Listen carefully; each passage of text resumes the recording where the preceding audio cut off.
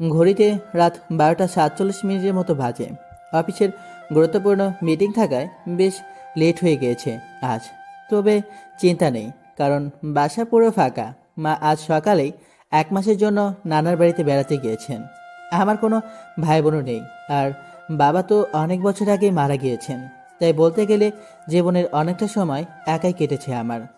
যাই হোক, মনের শান্তিতে নিজের টাকায় কেনা স্পোর্টস বাইকটা চালিয়ে নির্জন কোলাহলমুক্ত ফাঁকা রাস্তা দিয়ে বাসার দিকে যাচ্ছিলাম। কিন্তু যেই না আমি ব্রিজের কাছে যাব, অমনি কোথা থেকে যেন হঠাৎ করে একটা মেয়ে আমার বাইকের সামনে এসে দাঁড়িয়ে পড়ে।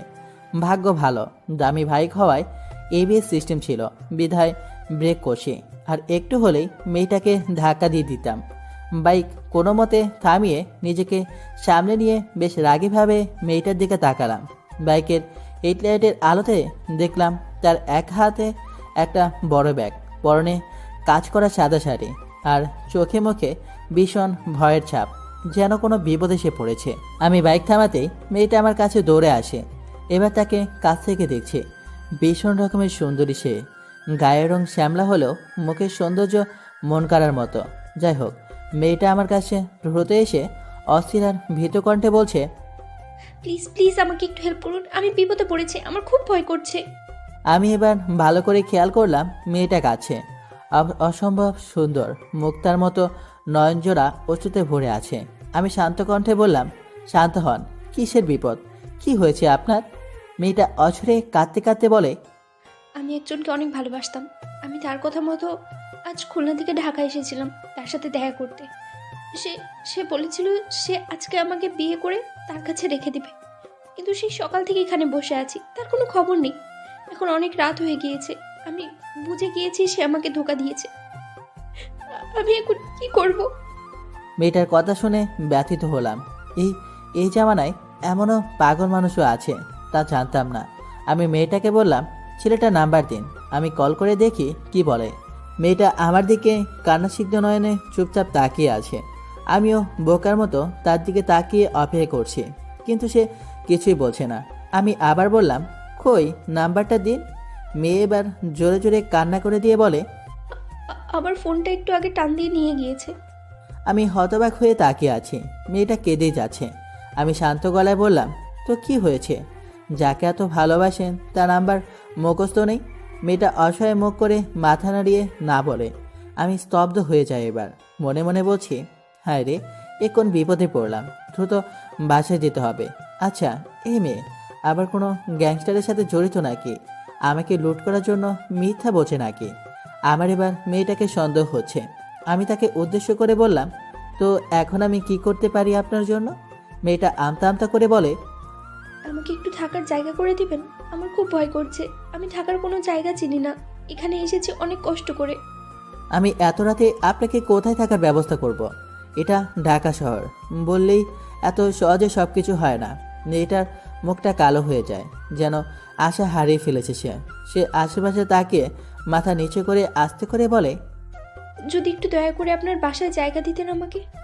এত রাতে এখানে থাকলে আমার বড় কোনো বিপদ হয়ে যাবে। আমি এবার বুঝে ফেলি এই মেয়ের ভিতর ঝামেলা আছে, নিশ্চয়ই কোনো ধান্দা করার ফন্দি পেতেছে। আমি বাইক স্টার্ট দিয়ে বলি, এসব ধান্দাবাজি আমার সাথে চলবে না। আপনাকে চিনি না, জানি না, আমি আপনাকে সোজা বাসায় নিয়ে যাব, তারপর আমাকে মেরে আমার টাকা পয়সা সব নিয়ে পালিয়ে যাবেন।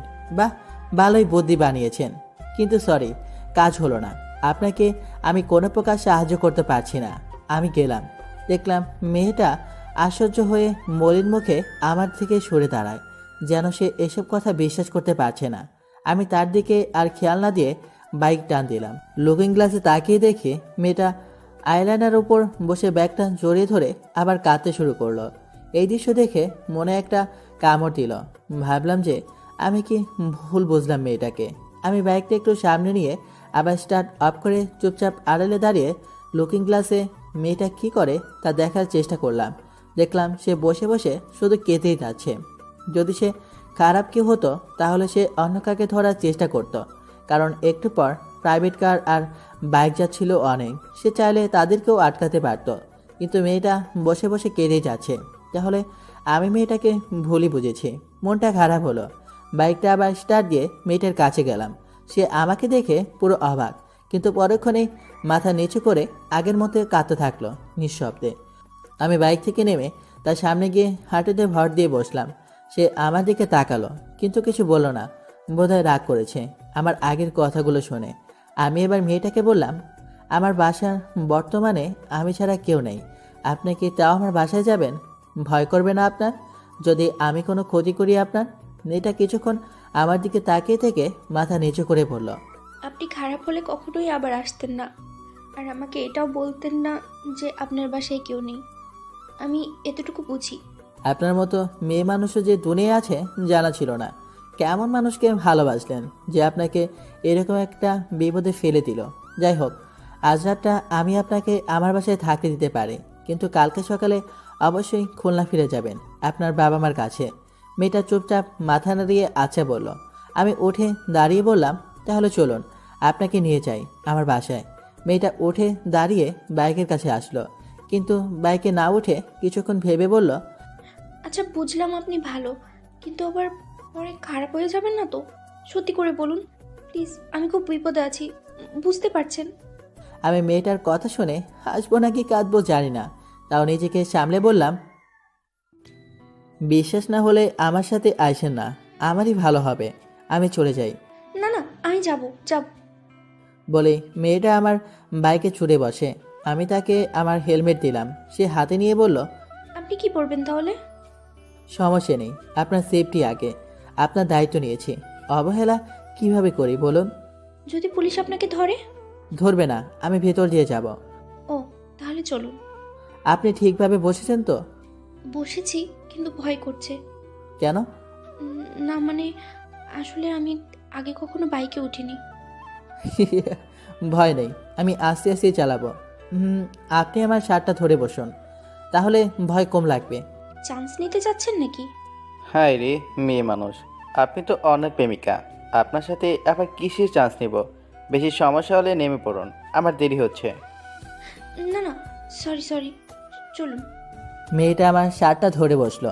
সে আগেই ধরতে চেয়েছিল, কিন্তু সেটা মনে মনে, হয়তো লজ্জার কারণে ধরতে পারেনি। তাই আমি বললাম, কিন্তু শয়তান মেয়েটা কি বলে আমাকে আমি নাকি চান্স নিতে চাচ্ছি? মানে ভালোদের কোনো দামই নেই দুনিয়ায়। যাই হোক, এবার বাইক চালু করে বাসার দিকে রওনা হলাম। সেই একই নিঝুম রাতে নিরিবিলি ঠান্ডা রাস্তায় বাইক চালিয়ে প্রতিদিনের মতো বাসায় যাচ্ছি, কিন্তু আজ একটু ব্যতিক্রম। আজ আমি একা না, আর সাথে একজন নতুন মানুষ আছে, যার কোনো কিছুই আমি জানি না, ইভেন নামটাও জানি না। আল্লাহ জানে সাহায্য করতে গিয়ে আবার কোন বিপদ সাথে করে নিয়ে বাসে যাচ্ছে। কোনো রকম না ঘুমিয়ে আজ রাতটা পার করে আগামীকাল সকালেই ওনাকে খুলনা পাঠিয়ে দেব। মনে মনে এসব ভেবে বাসার দিকে এগিয়ে যাচ্ছে, তাও আবার অন্যের গার্লফ্রেন্ড নিয়ে। কি কপাল আমার, দেখা যাক বাসায় গিয়ে কি হয়। অপরিচিতা মেয়েটাকে নিয়ে রাত 2টা নাগাদ বাসায় এসে পৌঁছালাম। মনের মধ্যে খুব ভয় ভয় করছে, না জানি কোন বিপদে পড়ি। পার্কিং লটে বাইকটা পার করে মেন গেটের সামনে আসলাম মেয়েটাকে নিয়ে। সে বেশ চুপচাপ আমাকে শুধু ফলো করে যাচ্ছে, কিন্তু এখন একটা বড় বিপদ সামনে। আর সেটা হলো দারোয়ান চাচা। বেশ বয়স্ক আর অভিজ্ঞতা সম্পূর্ণ একজন মানুষ। সে আমাকে খুব পছন্দ এবং সম্মান করে। সে যদি এই রাতে আমাকে একটা মেয়েকে নিয়ে আসে দেখে, তাহলে আমার মানিজ্য তো যাবেই, উল্টো কেলেঙ্কারিও হতে পারে। তাই মেয়েটাকে নিয়ে আড়ালে দাঁড়িয়ে ভাবছি কি করা যায়। মেয়েটা আমার দিকে যে আর চোখে বারবার তাকাচ্ছে তা বেশ বুঝতে পারছি। কোন আপদের পাল্লায় যে আজ পড়লাম। যাই হোক, মাথায় একটা বুদ্ধি আসলো। আমি মেয়েটার কাছে গিয়ে আস্তে আস্তে বললাম, শোনুন, সামনে দারোয়ান চাচা আছে। সে আমাদের একসাথে দেখলে আমি নির্ঘাত তার চোখে খারাপ হয়ে যাব। তাই একটু চালাকি করে ভেতরে যেতে হবে। আমি ওনাকে কথা জালে ফাঁসিয়ে অন্যদিকে নিয়ে যাব। আপনি এই সুযোগে সোজা ওই যে সি ব্লক দেখছেন, ওই বিল্ডিংয়ে ঢুকে পড়বেন, ঠিক আছে? মেয়েটা একটু বিচলিত হলো, কিন্তু আচ্ছা বলল। আমি ওই প্ল্যান মতো দারোয়ান চাচার কাছে গিয়ে এটা ওটার কথা বলে তাকে অন্যদিকে নিয়ে গেলাম। আর এই সুযোগে মেয়েটা ভেতরে চলে আসলো। তারপর চাচার হাতে 100 টাকা দিয়ে বললাম চা খেতে। সে খুশি হলো। আমি দ্রুত বাসার দিকে গেলাম। মেয়েটা নিচে দাঁড়িয়েছিল, তাকে নিয়ে লিফটে উঠে স্বস্তির নিঃশ্বাস ফেললাম। মেয়েটা লিফটের এক কোণায় চুপচাপ দাঁড়িয়ে আছে, ব্যাগ হাতে নিয়ে। আমি তার দিকে এক নজর তাকিয়ে মনে মনে বললাম, জীবনে নতুন এক অ্যাডভেঞ্চার হলো আজ এই মহিষীর জন্য। লিফট দিয়ে সোজা 7 তলায় চলে আসলাম। এত রাতে সবাই ঘুমাচ্ছে, তাই ধরা খেলাম না কারো কাছে। আমি দ্রুত মেয়েটাকে নিয়ে আমার ফ্ল্যাটের সামনে এসে দরজা খুলে তাকে নিয়ে বাসার ভেতরে ঢুকে দরজা লাগিয়ে দিয়ে সোজা সোফায় ধুম করে বসে পড়ি। বুকটা ধুকধুক করছিল। যদি একবার কারো কাছে ধরা খেতাম তাহলে আমি শেষ। এসিটা ছেড়ে পুরো নিজের শরীরটা ছেড়ে দিয়ে বসে আছে। বাসায় যে আরেকজন আছে তা যেন ভুলেই গিয়েছিলাম কিছু মুহূর্তের জন্য, কারণ অনেক ক্লান্ত আমি। মেয়েটা আমার অবস্থা দেখে হালকা কাশি দিল। তার কাছে শব্দ শুনে আমার হিতাহিত জ্ঞান ফিরে আসে। আমি মাথা তুলে তার দিকে তাকিয়ে লজ্জা পাই। সে এখনও দরজার সামনে ব্যাগটা জড়িয়ে ধরে দাঁড়িয়ে আছে অসহায়ের মতো। আমি তো পুরো অবাক। আমি উঠে দাঁড়িয়ে বললাম, এ কি, আপনি ওখানে দাঁড়িয়ে আছেন কেন? এখানে সোফায় এসে বসুন, আপনাকে পানি দিচ্ছি, বসুন। মেয়েটা আস্তে আস্তে বয়ে বয়ে ভেতরে এসে সোফায় বসে। আমি ফ্রিজ থেকে তাকে 1 গ্লাস জুস এনে দিলাম, কারণ তার মুখ খুব শুকনো ছিল, বোধহয় সারাদিন না খাওয়া। সে জুস দেখে একটু অবাক হলো। হাবভাব দেখে মনে হলো আমাকে সন্দেহ করছে যে জুসে কিছু মিক্স করেছে কিনা। আমি তার সামনে জুসটা রেখে বললাম, আপনার যদি বিশ্বাস না হয় আমি কে দেখাতে পারি। আর শুনুন, আমি ভালো ছেলে, আমার মধ্যে খারাপ কিছুই নেই। থাকলে আপনাকে সাহায্য করতাম না। আপনি যদি বেশি সন্দেহ হয় তাহলে না খেলেও হবে। না না, খাচ্ছি আমি। মেয়েটা এবার জুসের গ্লাসটা নিয়ে চুপচাপ পুরোটা এক ঢোকে খেয়ে নিল।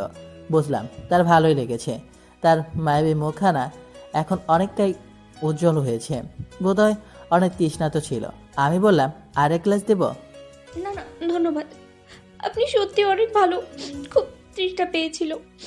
অসংখ্য ধন্যবাদ আপনাকে। মেয়েটার কথা শুনে মনে আলাদা একটা শান্তি অনুভব করলাম। কি মিষ্টি কণ্ঠ আর কি মিষ্টি দেখতে। মেয়েটার প্রেমিকটা কি হতভাগা যে এরকম একটা মানুষকে অ্যাকসেপ্ট করলো না। ইস, আমি তাকে বসিয়ে গেস্ট রুমে গেলাম। আমার ফ্ল্যাটটা বেশ বড়ই, 2টা বড় বড় বেডরুম, একটা গেস্ট রুম, ডাইনিং আর ড্রয়িং রুম একসাথে, কিচেন আর 3টা ওয়াশরুম আছে। 2টা বেডরুমের সাথেই বিশাল বড় বড় বারান্দা আছে। আমি ঠিক করলাম গেস্ট রুমটায় আজ রাতটা মেয়েটাকে থাকতে দেব। মায়ের রুমে আমি নিজেই ঢুকি না, আর আমার রুমে তো প্রশ্নই আসে না। সো গেস্টের জন্য গেস্ট রুমেই পারফেক্ট হবে। তাই আমি দ্রুত মেয়েটার জন্য রুমটা গুছিয়ে দিলাম। তারপর হল রুমে এসে তাকে উদ্দেশ্য করে বললাম, ওই গেস্ট রুমটায় আজ আপনি থাকবেন। এটা ওয়াশরুম, দরকার হলে ব্যবহার করতে পারেন। মেয়েটা মাথা নিচু করে ধন্যবাদ বলে গেস্ট রুমে চলে গেল। আমি আমার রুমে এসে বাসার জামা কাপড় নিয়ে ফ্রেশ হতে গেলাম। মনে মনে একটু ভয় করছিল যে আবার আমাকে বাইরে থেকে আটকে দেয় কিনা। তাই দ্রুত ফ্রেশ হয়ে বেরিয়ে পড়লাম। খুব ক্ষুধা লেগেছে, তাই কিচেনে গিয়ে ফ্রাইড রাইস আর চিকেন ফ্রাই রান্না করলাম। বলতে গেলে আমি একজন পাক্কা রাঁধুনি, কারণ তো আগেই বললাম জীবনে অনেকটা সময় একাই থেকেছি। 2টো প্লেটে খাবার নিলাম, একটা আমার জন্য আর একটা মেয়েটার জন্য। আচ্ছা, সে কখন থেকে মেয়ে মেয়ে করছে তার নামটাই তো জানা হলো না, এখনই জানতে হবে। আমি ডাইনিং রুমে খাবার রেখে গেস্ট রুমের দিকে তাকিয়ে দেখি দরজা লাগালো। মনের মধ্যে খটকা লাগলো, কি ব্যাপার, এই মেয়ে দরজা লাগালো কেন?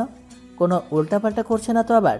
আমি ঢকিলে আস্তে আস্তে রুমের সামনে গিয়ে দরজায় কান পাতলাম। কোনো সারা শব্দ নেই। মনের মধ্যে অজানা ভয় বাসা বাঁধতে শুরু করলো। আমি আরও ভালো করে কান পেতে শোনার চেষ্টা করছি। অমনি দরজা খুলে যায়, আর আমি রীতিমতো মেয়েটার গায়ের উপর পড়ে যেতে নেই। মেয়েটাও আমাকে এভাবে দেখে থতমত খেয়ে যায়। আমিও কোনো মতে নিজেকে সামলে অন্যদিকে সরে যাই, কিন্তু লজ্জায় মরে যাচ্ছে এখন। মেয়েটা দূরে সরে দাঁড়িয়ে ভীতকণ্ঠে জিজ্ঞেস করে, এই, আপনি কি করছিলেন এখানে? কি মতলব আপনার? হ্যাঁ, আপনি কি খারাপ কিছু করতে চাচ্ছেন? আমি কিন্তু চিৎকার দিয়ে লোক আনবো। আল্লাহ, আমাকে বাঁচাও। আমি অস্থির হয়ে তাকে শান্ত করার জন্য বলি, আরে প্লিজ, ভয় পাবে না। আমি সত্যি দুঃখিত, আপনি দরজা লাগিয়েছেন। আমি ভয় পাচ্ছিলাম যে আপনি কোনো উল্টাপাল্টা কিছু করেন কি না, তাই কান পেতে শুনছিলাম ভিতরে কি করছিলেন। আচ্ছা, কি করছিলেন আপনি দরজা দিয়ে? আমি খেয়াল করলাম মেয়েটা লজ্জায় লাল হয়ে যাচ্ছে। আরও একটু ভালো করে খেয়াল করে দেখি, আরে মেয়েটার পরনের ড্রেস তো চেঞ্জ হয়েছে। সে শাড়ি পরে এসেছিল, কিন্তু এখন সে মিষ্টি কালারের একটা কামিজ পরে আছে। আমি সাথে সাথে বুঝে যাই যে সে কেন দরজা দিয়েছিল। আমি আর কোনো কিছু না ভেবে তাকে বলি, আমি এক্সট্রিমলি সরি, আমি বুঝতে পারিনি, সরি। প্লিজ আপনি আমাকে খারাপ ভাবেন না। আসলে মেয়ে মানুষের সাথে আমারও তো ওঠা বসা নেই, তাই বুঝতে পারিনি। আমি সরি। আচ্ছা আচ্ছা ঠিক আছে। আপনি প্লিজ খেতে আসুন, আমারও খুব ক্ষুধা পেয়েছে। মেয়েটা আমার সাথে খেতে আসে। আমি মনে মনে লজ্জায় শেষ হয়ে যাচ্ছি। ছি ছি ছি, কি একটা কাজ করলাম, মানিজ্য সব শেষ। আমি আর মেয়েটার দিকে তাকালামই না লজ্জায়, চুপচাপ দুজনেই খাচ্ছি। হঠাৎ মেয়েটা বলে উঠল। খাবারটা কে রান্না করেছে? আমি মাথা উঠিয়ে তার দিকে তাকিয়ে বললাম, জি আমি। কেন, ভালো লাগেনি? কি, আপনি রান্নাও পারেন? তাও আবার এত মজা করে? জি পারি, মা শিখিয়েছে, কিংবা বলতে পারেন জীবনের প্রয়োজনে শিখতে হয়েছে। আপনি রান্না করতে পারেন? মেয়েটা অসহায় ভঙ্গি করে মাথা নাড়িয়ে না বলল। আমি না হেসে আর পারলাম না, হাসতে হাসতে বললাম, ছেলেরা নিজেদের দরকারে রান্না করে, কিন্তু মেয়েদের অবশ্যই রান্না করা জানতে হয়, না হলে শ্বশুরবাড়ি গেলে বকাঝকা শুনতে হয়। আমি কথা শেষ করে মেয়েটার দিকে তাকাতে দেখলাম মেয়েটা উজ্জ্বল মুখখানা মুহূর্তে অন্ধকার হয়ে গেল। আমি পুরো অবাক, রান্না শিখতে বলায় সে এত কষ্ট পেল। হায় হায়। আমি দ্রুত তাকে বললাম, আহা আপনি মাইন্ড করলেন নাকি? Sorry sorry. আচ্ছা, আপনার রান্না শিখতে হবে না, প্লিজ আপনি আমার কথায় কষ্ট নিয়েন না। না না, রান্নার জন্য কষ্ট পাইনি, আসলে কিছু একটা মনে পড়েছে তাই আর কি। আমি শান্ত হয়ে বসলাম। আসলেই তো মেয়েটার সম্পর্কে আমি কিছু জানি না। অবশ্য জেনেই বা কী হবে, সে শুধু আজ রাতের মেহমান, কাছে যার ঠিকানায়।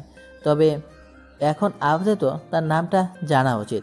আমি খেতে খেতে জিজ্ঞেস করলাম, আমাদের এত কথা হলো অথচ আপনার নামটাই জানা হলো না, আপনার নামটা জানতে পারে?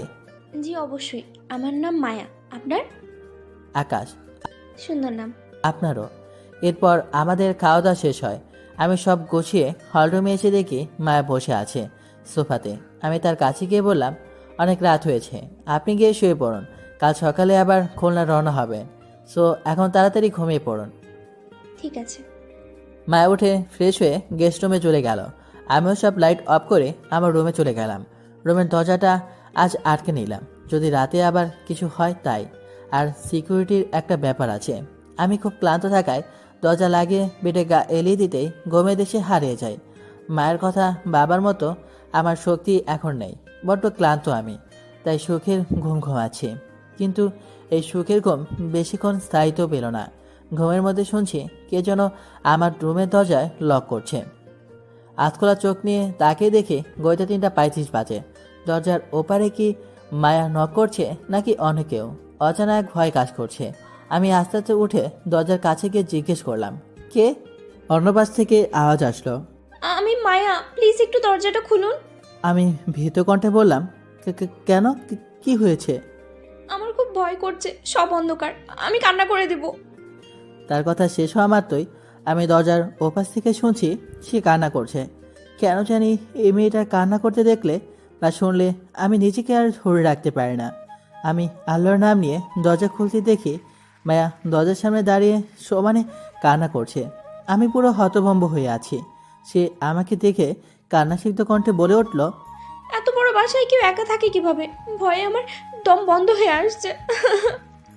বলে আবার কান্না শুরু করলো। আমি বোকার মতো দাঁড়িয়ে আছি। এত রাতে একটা মেয়েকে আমার রুমে ঢুকতে বলবো? না না, এটা কেমন করে হয়? কি করব আমি? আর এই মেয়ে বা কী চায়? আমি মায়াকে এভাবে কাঁদতে দেখে কষ্ট পাচ্ছিলাম, তাই তাকে শান্ত করার জন্য বললাম, আচ্ছা কান্না থামান, বলেন কি করলে আপনি আর ভয় পাবেন না, আর আমি চুপচাপ ঘুমাতে পারবেন। মায়া চুপ হয়ে যায়, মাথা নিচু করে দাঁড়িয়ে আছে। আমি আবার জিজ্ঞেস করলে সে বলে, আসলে আমি আমি বাসায় মায়ের সাথে সবসময় ঘুমাতাম, কখনো একা ঘুমাইনি। আমার একা ঘুমাতে খুব ভয় করে, রাতে একা ঘুমাতেই পারি না আমি। আমি এই মেয়েটার কথা শুনে রীতিমতো বিশাল বড় একটা ধাক্কা খেলাম। তার মানে সে কি আমার সাথে ঘুমাতে চায়? হায় হায়, মায়া বলে কি? ওর মতলবটা কি? আমি পুরো স্তব্ধ হয়ে যাই কিছুক্ষণের জন্য। তাও নিজেকে সামলে তাকে জিজ্ঞেস করি, আচ্ছা আপনি কি আমার সাথে একই বিছানায় ঘুমাতে চাচ্ছেন? মায়া মুহূর্তেই আমার দিকে তাকিয়ে জোরে জোরে মাথা নাড়িয়ে না করে। মায়া আমতা আমতা করে বলল, বিছানায় না, আমাকে ফ্লোরে একটা চাদর আর বালিশ দিলে আমি ঘুমাতে পারবো, তাহলে আর ভয় পাবো না। আমি আবার স্তব্ধ হয়ে যাই। মানে সে আমার পাশে না ঘুমালেও আমার রুমে ঘুমাতে চায় না? এ মেয়ের মাথায় কোনো ফন্দি অবশ্যই আছে। আজ রাতটা আমার না হয় না ঘুমিয়েই কাটাতে হবে বুঝেছি। কি যে একটা ঝামেলায় পড়লাম। মায়া চুপচাপ দাঁড়িয়ে আছে, আমি কি বলবো তা শোনার জন্য। আমি তাকে বললাম, আমি একটা ছেলে মানুষ, আমার সাথে এক রুমে ঘুমানোটা কি আপনার জন্য ঠিক হবে? কেমন লাগে না বলেন? মায়া কান্না জড়িত কণ্ঠে বলে। ভূতের চেয়ে আপনি অনেক ভালো আছেন। ওরা আমাকে একা পেলে নির্ঘাত মেরে ফেলবে। আপনি মারবেন না, তা আমি বিশ্বাস করি। মায়ের কথা শুনে অট্ট হাসতে হাসতে আমি বিছানায় বসে পড়ি। এই মেয়ের কথাবার্তা পুরো বাচ্চাদের মতো, কি কিউটি না লাগছে তাকে। তার এই কথা শোনার পর তাকে না করার উপায় নেই, তাই বললাম ঠিক আছে ঘুমান। মায়া অসম্ভব খুশি হয়। সে দ্রুত গেস্ট রুম থেকে তার যা যা দরকার আছে সেগুলো আনতে চলে যায়। আমি বসে বসে হাসি। এমন অভিজ্ঞতা জীবনে হয়নি আমার, তবে এখন ভাবছি অন্য কিছু। মায়াকে কি এই ঠান্ডা ফ্লোরে ঘুমাতে দেওয়া ঠিক হবে? তার নিশ্চয়ই ঠান্ডা লাগবে, আমি আরাম করে ঘুমাবো, আর সে মেহমান হয়ে নিচে ঘুমাবে না। ব্যাপারটা খারাপ দেখায়। আমি সব ভাবতে ভাবতে মায়া চলে আসে, এসেই ফ্লোরে চাদর ফেলে, কিন্তু আমি তাকে থামিয়ে দিয়ে বললাম দাঁড়ান। মায়া আমার দিকে তাকায়, আমি তাকে বলি আপনাকে ফ্লোরে ঘুমাতে হবে না। সে অসহায় মুখ করে বলে তাহলে কোথায় ঘুমাবো? আমার বেডে ঘুমান। মায়া দুই কদর পিছু সরে গিয়ে বলল কি কি বলছেন? আমি আপনার সাথে একই বিছানায় ঘুমাবো? না না, সম্ভব না, আমি পারবো না। আরে বাবা, কথাটা তো শেষ করতে দিবেন নাকি? আমি বলছি আপনি আমার বেডে ঘুমান, আর আমি সোফাতেই ঘুমাই। আমার রুমে 2 সিটের একটা ছোট সোফা ছিল, মায়াকে সেটার কথাই বললাম। ও সোফাটা দেখে আমাকে বলল না না প্লিজ, আপনি আমার জন্য কষ্ট করবেন না। আমি ফ্লোরেই ঘুমাই, সমস্যা হবে না। আমি রসিকতা করে বললাম ঘুমান, সমস্যা নেই, কিন্তু রাতে যে ফ্লোরে তেলাপোকা আর টিকটিকিরা পার্টি করে তাদের থেকে সাবধানে থাকেন। আমার কথা শুনে মায়া রীতিমতো ভয়ে একটা চিৎকার দেয়। আমি হাসতে হাসতে বলি কি ঘুমাবেন না? মায়া মাথা নাড়িয়ে না বলে। আমি আরও মজা পেয়ে হাসতে হাসতে বলি তাহলে আজ রাতটা চুপচাপ আমার বেডে ঘুমিয়ে পড়েন, কাল তো বাসায় গিয়ে নিচের বেডেই ঘুমাতে পারবেন। কথা শেষ করে আমি উঠে একটা মাথার বালিশ আর কাঁথা নিয়ে সোফায় চলে যাই। মায়া আস্তে আস্তে আমার বেডের কাছে গিয়ে একপাশে শুয়ে পড়ে। আমিও সোফায় গিয়ে পা ঝুলিয়ে দিয়ে বানরের মতো শুয়ে আছি। ইস, কি শক্ত সোফা। যাই হোক, চোখটা বন্ধ করতেই মায়া আবার ডাক দেয়। আমি চোখ মেলে তার দিকে তাকিয়ে দেখি সে বসে আছে। আমি অবাক হয়ে জিজ্ঞেস করলাম এবার কি হয়েছে? না না, তেমন কিছু না, আপনাকে একটা কথা বলার ছিল। বলেন। আমার দিকে তাকিয়ে আছে আর আমি তার দিকে। আমার রুমে বেডের পাশে সবসময় যেটা টেবিল ল্যাম্প চলে, আর আজও তার ব্যতিক্রম হয়নি। আমি সেই ল্যাম্পের আলোতে মায়ের চিহ্নিত মায়াবী মুখখানা দেখছিলাম। তার মিষ্টি গোলাপের পাপড়ির মতো ঠোঁটগুলো কেমন কাঁপছিল, যেন কিছু বলতে চাচ্ছে কিন্তু বের হচ্ছে না। মায়া হঠাৎই বলে কাল সকালে বলবো, এখন ঘুমান, আপনাকে অনেক জ্বালাচ্ছি আমি। বলে সে ঠাস করে শুয়ে পড়ে, চোখ বন্ধ করে। আমি সোফায় শুয়ে সব দেখছি। তার এরকম কাণ্ডে আমি আবারও অবাক। কি এমন কথা ছিল যে সে বলতেই পারল না? তার ঠোঁটগুলো পর্যন্ত কাঁপছিল। কি এমন কথা সে বলতে চাচ্ছিল আমাকে? চিন্তা করতে করতে কখন যেন ঘুমিয়ে পড়ি। পরের দিন সকালে ভোরের ঝলমল আলোতে আমার ঘুম ভাঙে। ঘড়িতে তাকিয়ে দেখি সকাল 8:20 বাজে। আজ শুক্রবার। সচরাচর এই দিনে আমি 12টার আগে ঘুম থেকে উঠি না, কিন্তু আজ জানালার পাশে সবাই ঘুমানোর কারণে ঘুমটা সকাল সকাল ভেঙে যায়। অপূর্ণ ঘুম নিয়ে আস্তে আস্তে উঠে বসতেই সবার আগে মায়ের অসম্ভব সুন্দর ঘুমন্ত মুখখানা আমার চোখে পড়ে। লেখক আবিরের গল্পেই পড়েছিলাম যে একটা মেয়ে সত্যিকারের সৌন্দর্য দেখতে হলে তাকে ঘুমন্ত অবস্থায় দেখতে হবে। আমি আজ তা দেখেছি। আহ, কি মায়াবী, মলিন, নিঃস্বাকাতর তার মুখ। আমি বুঝি না কিভাবে এই মেয়ের প্রেমিক তাকে গ্রহণ করলো না। আমার মাথায় ঢোকে না ব্যাপারটা। কি জানি, সত্যিকারের প্রেম ভালোবাসা আজকালকার দিনে কোনো মূল্যই নেই। তাই তো আজও একাই আছি। মা কতবার বিয়ে করতে বলল, কিন্তু আমার কোনো মেয়েকেই পছন্দ কিংবা ভালো লাগে না। সত্যি বলতে তাদের বিশ্বাসই করতে পারে না। আজকালকার মেয়েরা শুধু মন নিয়ে খেলতে জানে। তারা একটা ছেলের অনুভব কিংবা মনের গহীন জমে থাকা ভালোবাসার কষ্টগুলোকে কখনোই বুঝতে চায় না। সবকিছু তাদের কাছে নেতেত রং তামাশা। হ্যাঁ, আমারও একজন ছিল অনেক আগে, তখন আমি কলেজে পড়তাম। কিন্তু সে যে এভাবে আমার মন ভেঙে চলে যাবে আমি তা ভাবিনি। যাই হোক, অতীত মানেই কষ্টকে স্মরণ করা, যেটা আমি চাই না। এত সুন্দর সকালটা নষ্ট হোক তাও চাই না। আমি উঠে ফ্রেশ হলাম, কারণ মায়াকে আজ যেভাবেই হোক খুলনা পাঠাতে হবে। আমি ফ্রেশ হয়ে এসে দেখি আমার বেড খালি। কি হলো, মায়া কোথায় গেল? আমি রুম থেকে বের হয়ে গেস্ট রুমে নজর দিলাম। দেখি রুম রাতের মতোই আছে। ওয়াশরুমও বাইরে থেকে লাগানো। আর মায়ের রুম তো আমি তালায় মেরে রেখেছি। তাহলে মেয়েটা সকাল সকাল গেল কই? মেন গেটের কাছে এসে দেখি সেটাও ভিতর থেকে লাগানো। তাহলে আমি একটু ভাবতেই আমার মনে পড়ে যে আমি তো আমার রুমের বারান্দাটাই দেখে নিই। আমি দ্রুত বারান্দায় গিয়ে দেখি, হ্যাঁ, মিস মায়া আমার বারান্দায় মনের সুখে দাঁড়িয়ে প্রকৃতি দেখছে। আমার বাসার সামনে অনেক বড় ফাঁকা জায়গা আছে, তাই দক্ষিণের মনোরম হাওয়া আসতে কোনো বাধাই পায় না। আমিও মাঝে মাঝে সকালে আর রাতে বারান্দায় বসে কিছু সময় কাটাই। বেশ শীতল ঠান্ডা বাতাস আসে এই ছাদতলায়, ভালোই লাগে। মায়েরও বোধ হয় তেমনই লাগছে। আমি হালকা কাছে দিলে মায়া আমার দিকে তাকিয়ে ওনাটা ঠিক করে নেয়। আমি দরজার কাছে দাঁড়িয়েছিলাম। রাতে চেয়ে মায়াকে এখন বেশ স্পষ্টভাবে দেখা যাচ্ছে। ওর গায়ের রং দুধের মতো, একটা সাদা না হলেও ওর গায়ের রংটা বেশ মন কাড়া। আমাকে দেখে মায়া লজ্জা পেল আর আস্তে করে শুভ সকাল বলল। আমিও হেসে তাকে সকালে শুভেচ্ছা জানালাম আর বললাম, আপনি ফ্রেশ হয়ে নিন, আমি নাস্তা নিয়ে আসি। খেয়ে আমরা রেল স্টেশনে রওনা হব। আপনাকে খুলনা ট্রেনে উঠিয়ে দেব, তারপর আপনি আপনার বাসায় আর আমি আমার। দেখলাম মায়া চুপচাপ শুধু আমার কথাগুলো শুনল, কিন্তু কোনো রকম প্রতিক্রিয়া জানালো না। আমি সেদিকে খেয়াল না দিয়ে মায়াকে বাসায় রেখে বাইরে থেকে লক করে নাস্তা আনতে চলে গেলাম। নাস্তা এনে বাসায় ঢুকে দেখি মায়া চুপচাপ মুখ কালো করে হলরুমে বসে আছে। আমি ডাইনিং রুমে নাস্তা রেখে তার কাছে এসে জিজ্ঞেস করলাম, কি হলো? আপনি এই সকাল সকাল মুখ কালো করে বসে আছেন কেন? কি হয়েছে? আপনার তো খুশি হবার কথা, আপনি আবার আপনার পরিবারের কাছে ফিরে যাচ্ছেন, তাহলে এভাবে মন খারাপ করে আছেন কেন? মায়া হঠাৎই কান্না করতে করতে বলল, আমি এখান থেকে কোথাও যাব না। আমি এই কথা শুনে ঠাস করে সোফার উপর বসে পড়ি। হায় হায়, এই পাগলি মেয়ে বললো কি? আবার কোনো বিপদে পড়লাম। আমি কোনো রকম নিজেকে সামনে নিয়ে মায়াকে জিজ্ঞেস করলাম, মানে কি বলছেন? কেন যাবেন না আপনি? কি হয়েছে? মায়া কান্না করতে করতে বলল, আমি এখন বাসায় গেলে আমার বাবা আমাকে মেরে ফেলবে। আর সত্যি বলতে আমি ওকে খুঁজে বের করতে চাই, ওকে জিজ্ঞেস করব ও কেন এমন করলো আমার সাথে। আপনি প্লিজ আমাকে আর কয়েকটা দিন থাকতে দিন, প্লিজ। মায়া হাত জোর করে বলল। আমি ওকে ঝোর দিয়ে বললাম, দেখুন মায়া, আমি এটা করতে পারবো না, আপনি আমাকে ক্ষমা করবেন। একটা মেয়ের সাথে এভাবে একটা ছেলে থাকতে পারে না, আর আমার মাও আসবে 1 মাস পর। সো কোনোভাবেই সম্ভব না। আপনি তার চেয়ে খুলনা চলে যান। আপনি যাকে ভালোবাসতেন সে কখনোই আপনার ছিল না, সো তাকে খোঁজার কোনো মানেই হয় না।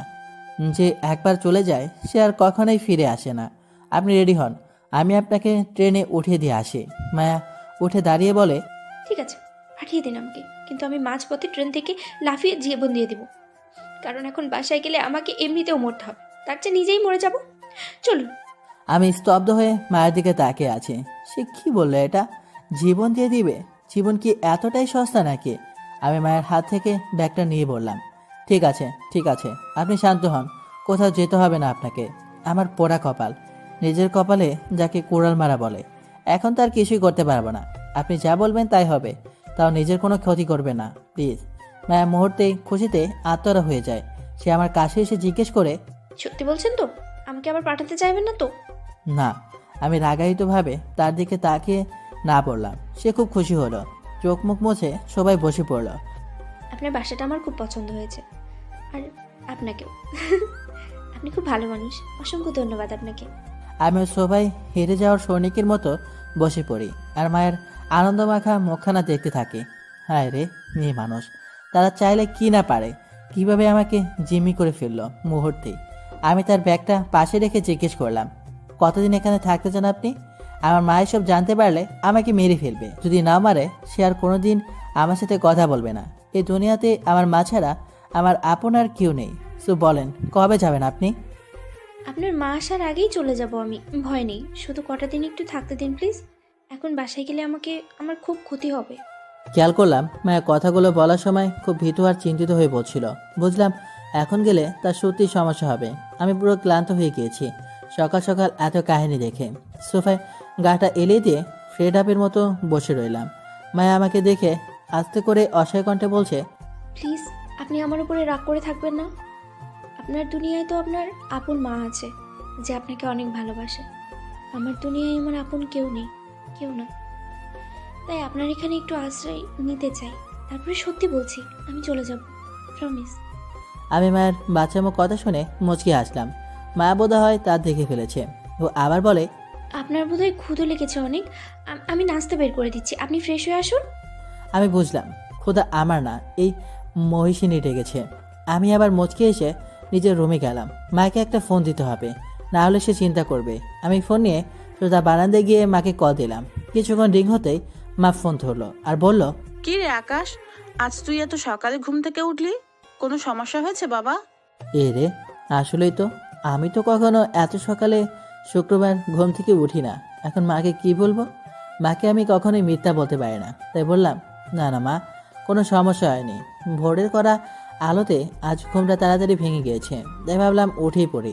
আমার কথা রাখো, তুমি কেমন আছো সেটা বলো। আমি আছি আলহামদুলিল্লাহ, ভালোই। তোর কণ্ঠটা কেমন শুকনো শুকনো লাগছে বাবা, কিছু হয়েছে? না না মা, ওই সকাল সকাল উঠেছি তো তাই। তুমি চিন্তা করো না, তুমি আরাম করে বেরিয়ে আসো। আমি তো সারাদিন বাইরেই থাকি, তুমি একা একা বসে থাকো সারাদিন। এখন ওখানে সবার সাথে আছো, আনন্দ করো, আমাকে নিয়ে চিন্তা করো না। তুই একটা বিয়ে করলে আমার আর এত দূর আসতে হতো না, আমি বৌমাকে নিয়েই ভালো থাকতাম। এই যে শুরু হয়েছে, বিয়ে শাদী আমার ভালো লাগে না, আর করলেও আর পরে। মেয়ে মানুষেরা অনেক জ্বালায় মা। মায়ের কথা ভেবেই বললাম। কি, আমি তোকে জ্বালাই? ঠিক আছে, যা, আমি আর বাসায় আসবোই না। আরে না না, তোমাকে বলিনি, তুমি তো মা, তোমার মতো ভালো মা আর কেউ হয় না। হয়েছে, মাকে আর পাম দিস না, ঠিক মতো থাকিস। রান্না বান্না নিজে না করে পারলে বাইরে থেকে এনে খেয়ে নিস। ঠিক আছে মা, আর শোনো, আমি যেই মাকে বাকি কতটুকু বলতে যাব, অমনি মায়া আমাকে ডাকতে ডাকতে বারান্দায় আসে। আকাশ মশাই, এই যে আবির মশাই, কই আপনি? আমি তো পুরাই নাই, জানের পানি একদম শুকিয়ে গিয়েছে। চোখ দুটা বড় বড় করে মায়ের দিকে তাকিয়ে ওকে টান মেরে কাছে এনে ওর মুখ চেপে ধরি হাত দিয়ে। ও দেয়ালের সাথে ধাক্কা খেয়ে অবাক হয়ে তাকিয়ে আছে। আমি দ্রুত মাকে বললাম, হ্যালো হ্যালো মা, আমার কথা কি শোনা যায়? হ্যাঁ শুনতাছি তো, তোর ওখানে মেয়েলি কণ্ঠ শুনলাম মনে হয়। হ্যালো হ্যালো মা, তোমার কথা আসে না, আমি পরে কথা বলি। ঠিক আছে, সাবধানে থাকিস। আচ্ছা বলেই দ্রুত কল কাটলাম। আজ জীবনের প্রথম মায়ের সাথে মিথ্যা কথা বললাম। মেজাজটা পুরো খারাপ হয়ে গিয়েছে আমার। মায়ের মুখ চেপে ধরেই ওকে রাগীভাবে বললাম, আপনি এটা কি করেছেন? মা শুনে ফেলেছে আপনার কণ্ঠ, এখন যদি সে সন্দেহ করে তাহলে আমার কি হবে? এভাবে কেউ কাউকে ডাকে, হ্যাঁ? মায়ার আমার মাঝে মাত্র কয়েক ইঞ্চি দূরত্ব। আমি রাগের জন্য খেয়াল করিনি ও আর আমি কতটা কাছে। আমার শক্ত হাত দিয়ে আমি ওর মুখটা চেপে আছি। মায়া অবাক হয়ে ওর অসম্ভব সুন্দর নয়নজোড়া দিয়ে আমার দিকে তাকিয়ে আছে। ওর চোখের পাপড়িগুলো বেশ বড় বড়, যার জন্য চোখগুলো আরও বেশি সুন্দর লাগছিল। আর ওর চোখ জোড়া তো একদম মুক্তার মতো ঝলমল করে। আমি রাগীভাবে তাকালেও খুব একটা সময় লাগেনি ওর রূপে হারিয়ে যেতে। মায়ের কাছ থেকে মিষ্টি একটা ঘ্রাণ আসছিল। এমন মিষ্টি ঘ্রাণ দুনিয়ার সবচেয়ে দামি পারফিউম থেকেও পাওয়া যাবে না। আমার রাগ নিমিষেই নাই হয়ে যায়। আমি ওর চোখের দিকে আর সে আমার চোখের দিকে তাকিয়ে আছে। আমাদের মাঝে সময়টা যেন থমকে গিয়েছে। আমার জীবনে মায়ের প্রথম মেয়ে, যার এতটা কাছে আমি এসেছি। আমার অতীতে যে ছিল তাকে কোনোদিন আমি স্পর্শও করিনি, কিন্তু আজ প্রথমবার এই শীঘ্র সকালে আমি কোনো মেয়েকে স্পর্শ করেছি, তাও তার এতটা কাছে এসে। আমার হৃদস্পন্দন ক্রমশই বেড়ে যাচ্ছিল। মায়েরও বোধহয় একই অবস্থা। খেয়াল করলাম ওর পুরো মায়াবী মুখখানা গোলাপি আভা ধারণ করেছে, যার মানে হলো ও অনেক লজ্জা পাচ্ছে। আমি হিতাহিত জ্ঞান হারিয়ে ফেলেছি। আমার যে মাকে ছেড়ে দেওয়া উচিত তা আপাতত আমার মাথায় আসে না। ওর নরম মিষ্টি ঠোঁট জোড়া আমার হাতের পিছনে লুকিয়েছিল। আমি বেশ অনুভব করছিলাম তার স্পর্শকাতর উষ্ণতা। আস্তে আস্তে যেন আমি মায়ের মাঝে ডুবে যাচ্ছিলাম। হঠাৎই মায়ের চোখটা অন্যদিকে সরিয়ে ফেলে, আর সাথে সাথেই আমার ঘোর কেটে যায়। আমি ওর মুখ থেকে হাত সরিয়ে ফেলি। মায়া লজ্জায় মাথা নিচু করে ফেলে। আমি ওকে আস্তে আস্তে করে বললাম, সরি, এবং প্লিজ আর কখনো আমাকে এইভাবে ডাকবেন না যদি আমি করে থাকি, না হলে সমস্যায় পড়তে হবে আমাকে। মায়া মাথা নাড়ে ইশারায় হাতছা বলল। আমি খুব লজ্জা পাচ্ছিলাম, তাই দ্রুত ওকে ছেড়ে নাস্তা খেতে আসলাম। ওকেও আসতে বললাম। ও বলল একটু পর আসবে। আমি ডাইনিং রুমে চুপচাপ বসে আছি। একটু আগে কি হলো তা ভাবছি। এমন অনুভূতি কিংবা অনুভব আমার আগে কখনো হয়নি।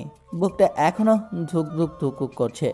মায়াকে এতটা কাছ থেকে দেখে আমি কেমন জানি হারিয়ে গিয়েছি। কিছুক্ষণ পর সে আসে, এসে দেখে আমি তার জন্য বসে আছি। মায়া আস্তে করে বলে, আপনি এখনো খাওয়া শুরু করেননি? মেহমানকে রেখে একা খাওয়া যায় বলেন? আপনিও বসুন, একসাথে খেয়ে নেই। ঠিক আছে। আমি আর মায়া শেষমেশ খেতে বসলাম। খেতে খেতে ভাবছি মায়াকে নিয়ে একসাথে কিভাবে এতটা দিন থাকবো। আজ প্রথম দিনে এই অবস্থা। না, আমাকে ঠিক থাকতে হবে। আমি যতটা সম্ভব ওর থেকে দূরে দূরে থাকার চেষ্টা করব। ও ওর মতো কিছুদিন থাকো, তারপর তো চলেই যাবে। কিন্তু আমি বুঝতে পারছি না একটা মেয়ে কীভাবে এতটা মিষ্টি হয়। আমার মতো মানুষকে সে তার চোখ দিয়ে কাবু করে ফেললো। মেয়ে মানুষ বড়ই আজব সৃষ্টি। তাদের গায়ে পুরুষের মতো শক্তি না থাকলেও তাদের চেয়ে 10 গুণ শক্তিশালী পুরুষকে তারা নিমিষেই বশ করে ফেলতে পারে। আমি এসব ভাবতে ভাবতে মুচকি মুচকি হাসছিলাম। হাসতে হাসতে মায়া কীভাবে খাচ্ছে তা দেখার জন্য যে চোখ তুলে তাকাই, অমনি আমাদের চোখাচোখি হয়। মানে মায়া এতক্ষণ আমাকেই দেখছিল। মায়া লজ্জা পেয়ে চোখ নামিয়ে ফেলে। আমি অবাক হই, এই মেয়েটা আসলে অনেক দুষ্ট। এরপর আমাদের খাওয়া দাওয়া শেষ হলে আমি নাস্তার প্লেট গোছাতে নিলে মায়া আমাকে বাধা দিয়ে বলল, আপনার বাসায় ফ্রিতে কোনো কাজকর্ম না করে আমি থাকবো না। আমাকে কিছু করতে দিন। আমি রান্না বাদে বাসার বাকি সব কাজ করতে পারি। রান্না যে একেবারেই পারি না তা না, শুধু মশলাগুলো আন্দাজ করে দিতে পারি না। আরে সমস্যা নেই, আপনি মেহমান, আপনাকে কাজ করতে হবে না। আপনি বরং আরাম করুন। একদম না, আমি যতটুকু পারি করব, দিন আমাকে। বলেই আমাকে সরিয়ে দিয়ে সে সব কিছু গোছাতে শুরু করলো। আমি হলরুমে গিয়ে সোফাতে বসে সব দেখছি যে সে কিভাবে কি করছে। দেখলাম ডাইনিং টেবিলটা সুন্দর করে গুছিয়ে কিচেনে গিয়ে নাস্তার প্লেট বাটিগুলো সুন্দর করে ধুয়ে ফেললো। আমি অবাক হয়ে তাকিয়ে রইলাম। সে সত্যিই আমাকে দেখিয়ে দিল মায়া ঠিক আমার মায়ের মতো করেই কাজ করে। মা যেভাবে কাজ করে সেও সেমভাবে কাজ করে। তাই আমি আরও বেশি অবাক হলাম। সে কাজ শেষ করে এসে বলে, ঝাড়ুটা কোথায়? আমি আবার অবাক হয়ে বললাম, ঝাড়ু? আপনি ঝাড়ু দিয়ে কী করবেন? আপনাকে পিটাবো? বলেন কোথায়? কি? আমি আবার কি করলাম? আরে ঘর ঝাড়ু দিব। আরে না না, লাগবে না, আমি পরে দেবো নে। আপনি অনেক কিছু করেছেন, এবার গিয়ে রেস্ট নিন। মায়া আমার দিকে ব্রুকোসকে রাগীভাবে তাকিয়ে আছে। আমি ভয়ে হাত দিয়ে দেখিয়ে দিলাম। সে ঝাড়ু নিয়ে আমাকে আরও একবার অবাক করে দিয়ে পুরো বাসা সুন্দর করে গুছিয়ে ঝাড়ু দিয়ে ফেললো। তারপর ফ্রেশ হয়ে এসে আমার সামনে বসলো। আমি তাকে টিভি রিমোটটা হাতে দিয়ে বললাম, আপনি এবার টিভি দেখতে দেখতে রেস্ট নিন, আমি আর একটু ঘুমিয়ে গিয়ে। ঠিক আছে। মায়ের হাতে রিমোট দিয়ে আমি আমার রুমে এসে শুয়ে পড়লাম। আজ আর দরজা লাগালাম না, কারণ মায়ের উপর এখন অনেকটা বিশ্বাস হচ্ছে। যদি এখনও সে কিছু করে তাহলে সেটা আমার একান্তই কপালে লেখা ছিল। বেডে শুয়ে মনে মনে ভাবছি আজকে সকালের মুহূর্তটা সত্যি স্মরণীয় থাকবে। কিন্তু মায়া কি মনে মনে আমাকে খারাপ ভাবছে না তো? কারণ সতে হলো তার মনে অন্য অনেকজন আছে। আমি এখনও বুঝি না কিভাবে একটা ছেলে মায়ের মতো মেয়েকে ধোঁকা দিতে পারে। তার মতো সাংসারিক মেয়ে পাওয়া বিরল ব্যাপার এই যুগে। কিন্তু মেয়েটা রান্না পারে না কেন? তার মা ওকে শেখায়নি? পরে জিজ্ঞেস করতে হবে সব কিছু। এখন ঘুমাই। মায়ের কথা ভাবতে ভাবতে একসময় ঘুমিয়ে পড়ি। ঘুম ভাঙে জুমার আজান শুনে দ্রুত উঠে পড়ি, কারণ নামাজে যেতে হবে। উঠে হাত দিয়ে দিতে বাইরে এসে দেখি মায়া টিভি ছেড়ে সোফাতে খুব নিষ্পাপভাবে আরামে ঘুমাচ্ছে। আমি মুচকি হাসি দিয়ে টিভিটা অফ করে দিয়ে আমার রুম থেকে একটা কাঁথা এনে তার উপর দিয়ে দিলাম। সে ঘুমের মাঝেই সেটা জড়িয়ে ধরে আরও আরাম করে ঘুমাচ্ছে। আমার কেন জানি মায়ের ঘুমন্ত মুখখানা দেখতে বেশ ভালোই লাগে। অন্যরকম একটা অনুভূতি হয়। কিছুক্ষণ তাকে মন ভরে দেখে মুচকি এসে শাওয়ার নিতে চলে যায়। তারপর বের হয়ে নামাজের জন্য রেডি হয়ে বাইরে এসে দেখি সে এখনও ঘুমাচ্ছে। বোধহয় সারা রাত ঘুমায়নি, তাই এখন এত কাজ করে ক্লান্ত হয়ে ঘুমাচ্ছে। আমি তাকে কোনো ডিস্টার্ব না করে আস্তে করে মেন গেট বাইরে থেকে লক করে দিয়ে নামাজে চলে যাই। নামাজ শেষ করে অনেক বড় একটা রেস্টুরেন্টে গিয়ে মায়ের জন্য ভালো ভালো অনেক খাবার কিনেছি। তারপর সব কিছু নিয়ে বাসা দিকে আসি। দারুণ চাচা আমাকে দেখে বলেন, কি চাচা, এত খাবার আনলেন যে আজ? চাচা আম্মা বাসায় নাই তো, তাই ভাবলাম একা একা একটু পার্টি করি। দারুণ চাচা হাসতে হাসতে বললেন, ঠিক আছে যান।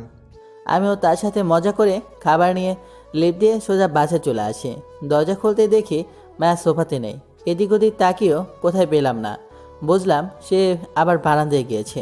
আমি খাবারগুলো রেখে আমার রুমে গিয়ে বারান্দায় উঁকি মারতেই পুরো আমি দেখি মায়া তার লম্বা ঘন কালো চুলগুলো পেছন থেকে সামনে এনে রোদে শুকাচ্ছে। মায়ের চুলগুলো যে এত লম্বা তা আমি বুঝতে পারিনি। আমি অপলক দৃষ্টিতে শব্দহীনভাবে দাঁড়িয়ে শুধু তাকেই দেখছিলাম। সে আনমনে তার চুলগুলো তোয়ালা দিয়ে মুছে যাচ্ছে। কয়েক মুহূর্ত এভাবেই কেটে গেল। হঠাৎই মায়া চুল মুছতে মুছতে দরজার দিকে তাকিয়ে দেখে আমি দাঁড়িয়ে আছি। ও পুরো হতভম্ব হয়ে যায়। আমিও সম্পূর্ণ অপ্রস্তুত হয়ে পড়ি। কি বলবো এখন ওকে? ও কি না কি ভাববে মনে মনে কে জানে। মায়া কোনো কিছু বলার আগেই আমি ওকে বললাম, খাবার এনেছি আপনার জন্য, তাড়াতাড়ি আসুন, না হলে ঠান্ডা হয়ে যাবে বলে রুমের ভেতর চলে আসে। বাইরে জামা পরিবর্তন করার জন্য ওয়াশরুমে গেলাম। বেরিয়ে এসে সোজা ড্রয়িং রুমে এসে খাবারগুলো প্যাকেট থেকে বের করতে থাকি। এর মধ্যে মায়াও গেস্ট রুম থেকে বেরিয়ে আসে। আমি শুধু এক নজর ওর দিকে তাকিয়েছিলাম। দেখলাম সে নীল কালারের একটা কামিজ পরেছে। এত বেশি সুন্দরী লাগছিল তাকে আমি বলে বোঝাতে পারবো না, কিন্তু একবারের বেশি তাকাতে পারলাম না, কারণ খুবই লজ্জাজনক কাজ করেছি একটু আগে। মায়া এসে আমার পাশে দাঁড়িয়ে লজ্জাসিক্ত কণ্ঠে বলল, আপনি বসুন, মেয়েদের কাজ মেয়েদেরই মানায়, আমি বেড়ে দিচ্ছি আপনাকে। আরে সমস্যা নেই, আমিও সাহায্য করি। মায়া আবার সেই ভুরু কুঁচকে আমার দিকে রাগীভাবে তাকায়। আমি ভয়ে চুপচাপ চেয়ারে বসে পড়ি। সে সুন্দর করে খাবারগুলো পরিবেশন করে দেয়। আমি তাকে বললাম, আপনার জন্য অনেক বড় রেস্টুরেন্ট থেকে মজার মজার সব খাবার এনেছি, সবগুলো খাবেন কিন্তু। মায়া চেয়ারে বসে খাবারগুলো দেখে বলে, এতগুলো খাবার একা কিভাবে খাবো? একা কই, আমাকে দিয়ে খাবেন না বুঝি? মায়া লজ্জা পায় আর মুচকে একটা হাসি দিয়ে ফেলে। আমি প্রথম তার মুখের হাসি দেখলাম। বিশ্বাস করুন, এই হাসি দিয়ে যেন মুখটা ঝরছিল মনে হচ্ছে। কি অমায়িক হাসি তার! আহ, মনটাই ভরে গেল। আমি মনের অজান্তেই বলে ফেললাম, আপনার মুচকি হাসিটা অসম্ভব সুন্দর। সবসময় হাসি খুশি থাকবেন, দেখবেন সব কিছু ভালো লাগবে।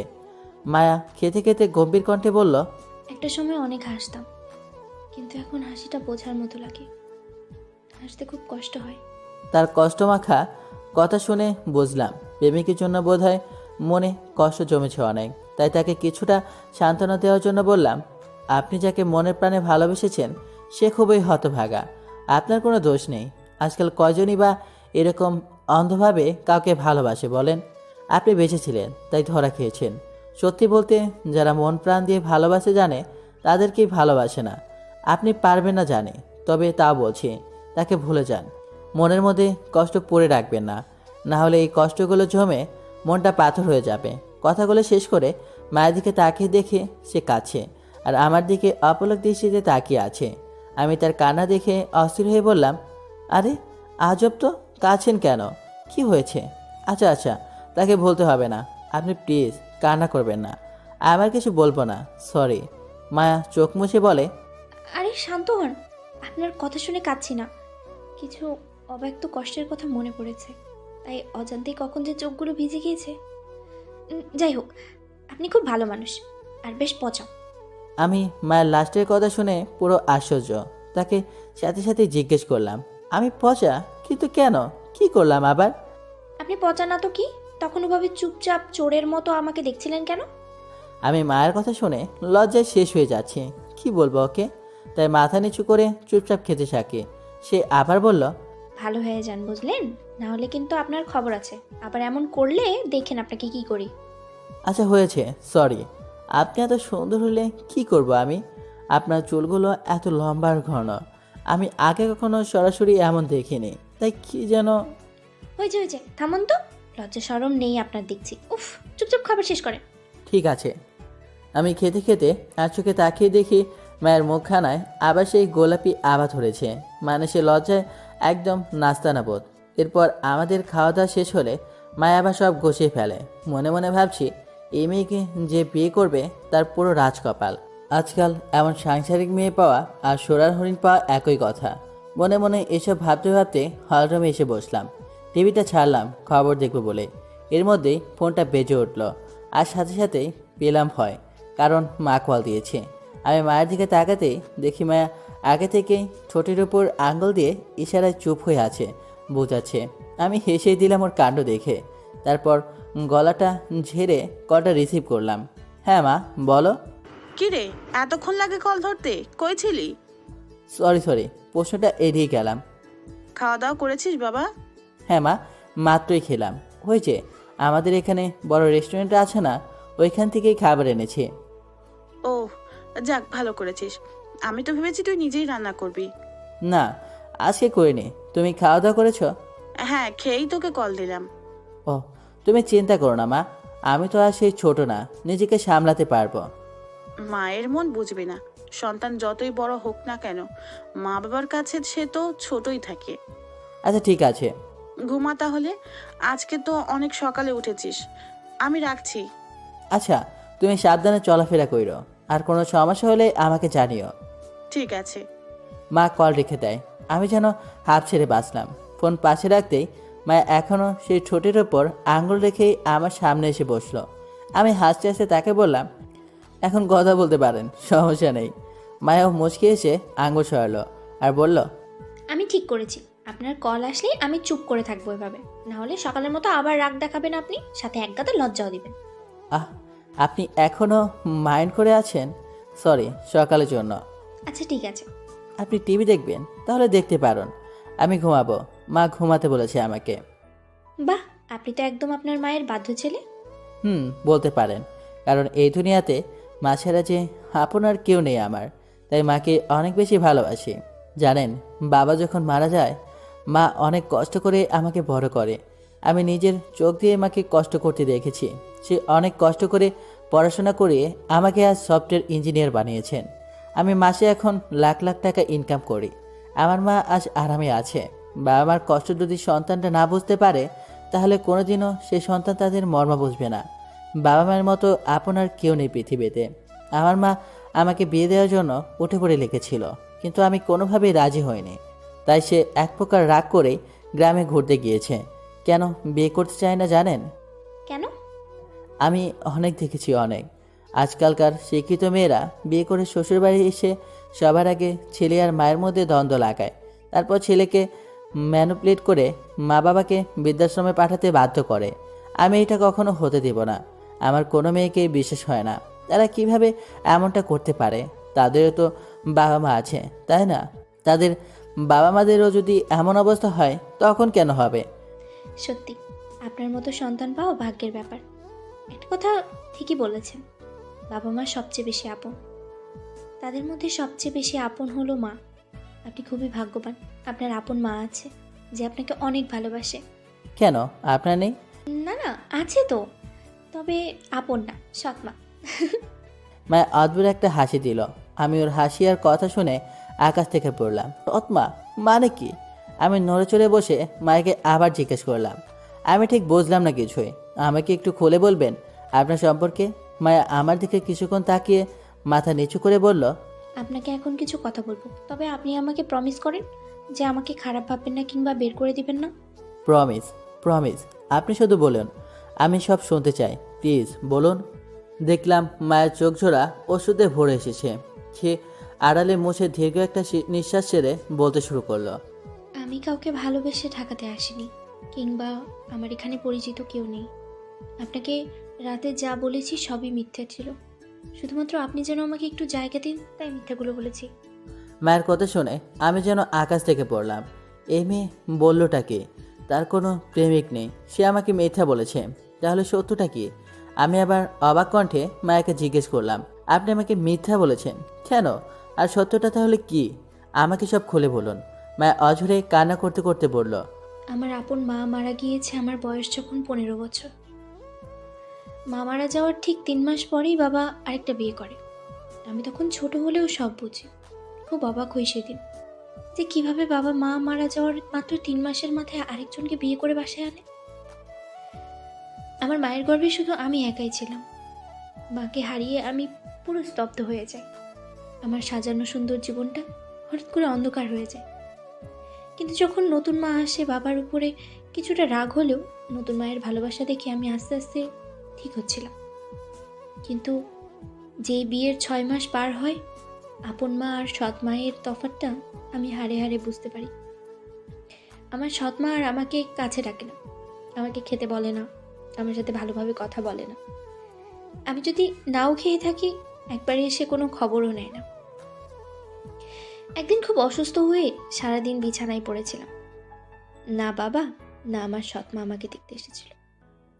ভাগ্য ভালো, সেদিন কোথা থেকে যেন ছোট মামা আমার প্রিয় ফল মানে লিচু নিয়ে এসেছিল আমার কাছে। এসে দেখি আমার এই অবস্থা। সেদিন মামা যদি আমাকে হাসপাতালে না নিত তাহলে হয়তো আপনার আজ এতটা সমস্যা হতো না। শুধু আপনার না, আমার পরিবারও আমাকে বোঝা থেকে বেঁচে যেত আমার। যাই হোক, সেদিন থেকে শুরু হয় বেঁচে থাকার লড়াই। আমি বুঝে যাই যে আমার আপন মায়ের সাথে আমার আপন বাবাও চলে গিয়েছে, কারণ সৎমা আমাকে ছড়াতে চাচ্ছিল। সেটা বাবা বুঝেও সৎমাকে কিছু না বলে সেও উঠে পড়ে লাগে আমাকে ভাগানোর জন্য। মামা বাড়ি নানা বাড়ি পালিয়ে পালিয়ে কোনো রকম ইন্টারটা আমি পাশ করি। আমার পড়াশোনার যাবতীয় খরচ আমার মামাই দিত, কারণ আমার সৎ মা আমাকে বের করতে সক্ষম হয়েছে বাসা থেকে। বের করবেই বা না কেন, তার অনাগত সন্তান যেন বাবার সব সম্পত্তি পায়, সেই জন্যই আমাকে সরানো। আমি পালিয়ে পালিয়ে 5টা বছর পার করি, কিন্তু এখন আর পারছিলাম না। বাবা আমাকে বাসায় বন্দি করে ফেলে, যাতে সে আর সৎমা মিলে তাদের ঠিক করা এলাকার সবচেয়ে বড় গুন্ডাটার কাছে আমাকে বিক্রি করতে পারে। বিয়ে সব কিছু ঠিক হয়েছিল, আমি তখনও ঘরে বন্দি, কিছুই জানি না। আমাদের বাসায় সেই প্রথম থেকেই কাজ করা একটা খালা ছিল, যে মায়ের সাথে থাকতো সব সময়। সে সব কিছু বুঝে তার জীবনের ঝুঁকি নিয়ে আমাকে পালিয়ে যেতে সাহায্য করে। আবি সাহেব, সে আর কি করেছে জানেন? তার জমানো 3000 টাকা আমাকে দিয়ে বলেছে, মা তুই এখান থেকে অনেক অনেক দূরে চলে যা, আর কোনোদিন আসিস না, তুই যা মা।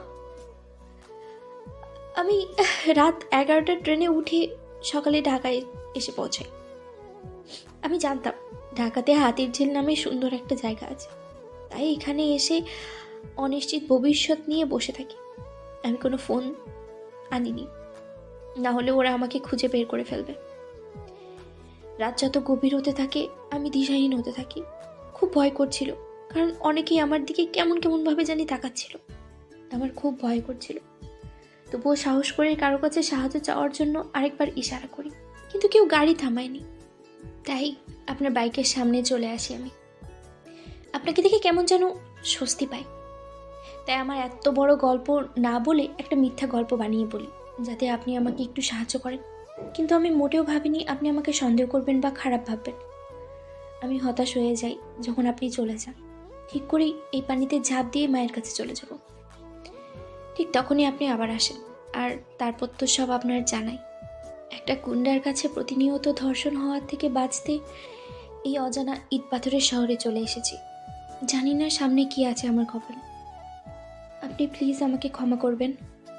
আসলে আমি চাইলে হয়তো আরও কয়েকদিন আপনাকে এই মিথ্যা কথাটা বলে থাকতে পারতাম, কিন্তু আমার মনটা না ভারী হয়ে আসছিল।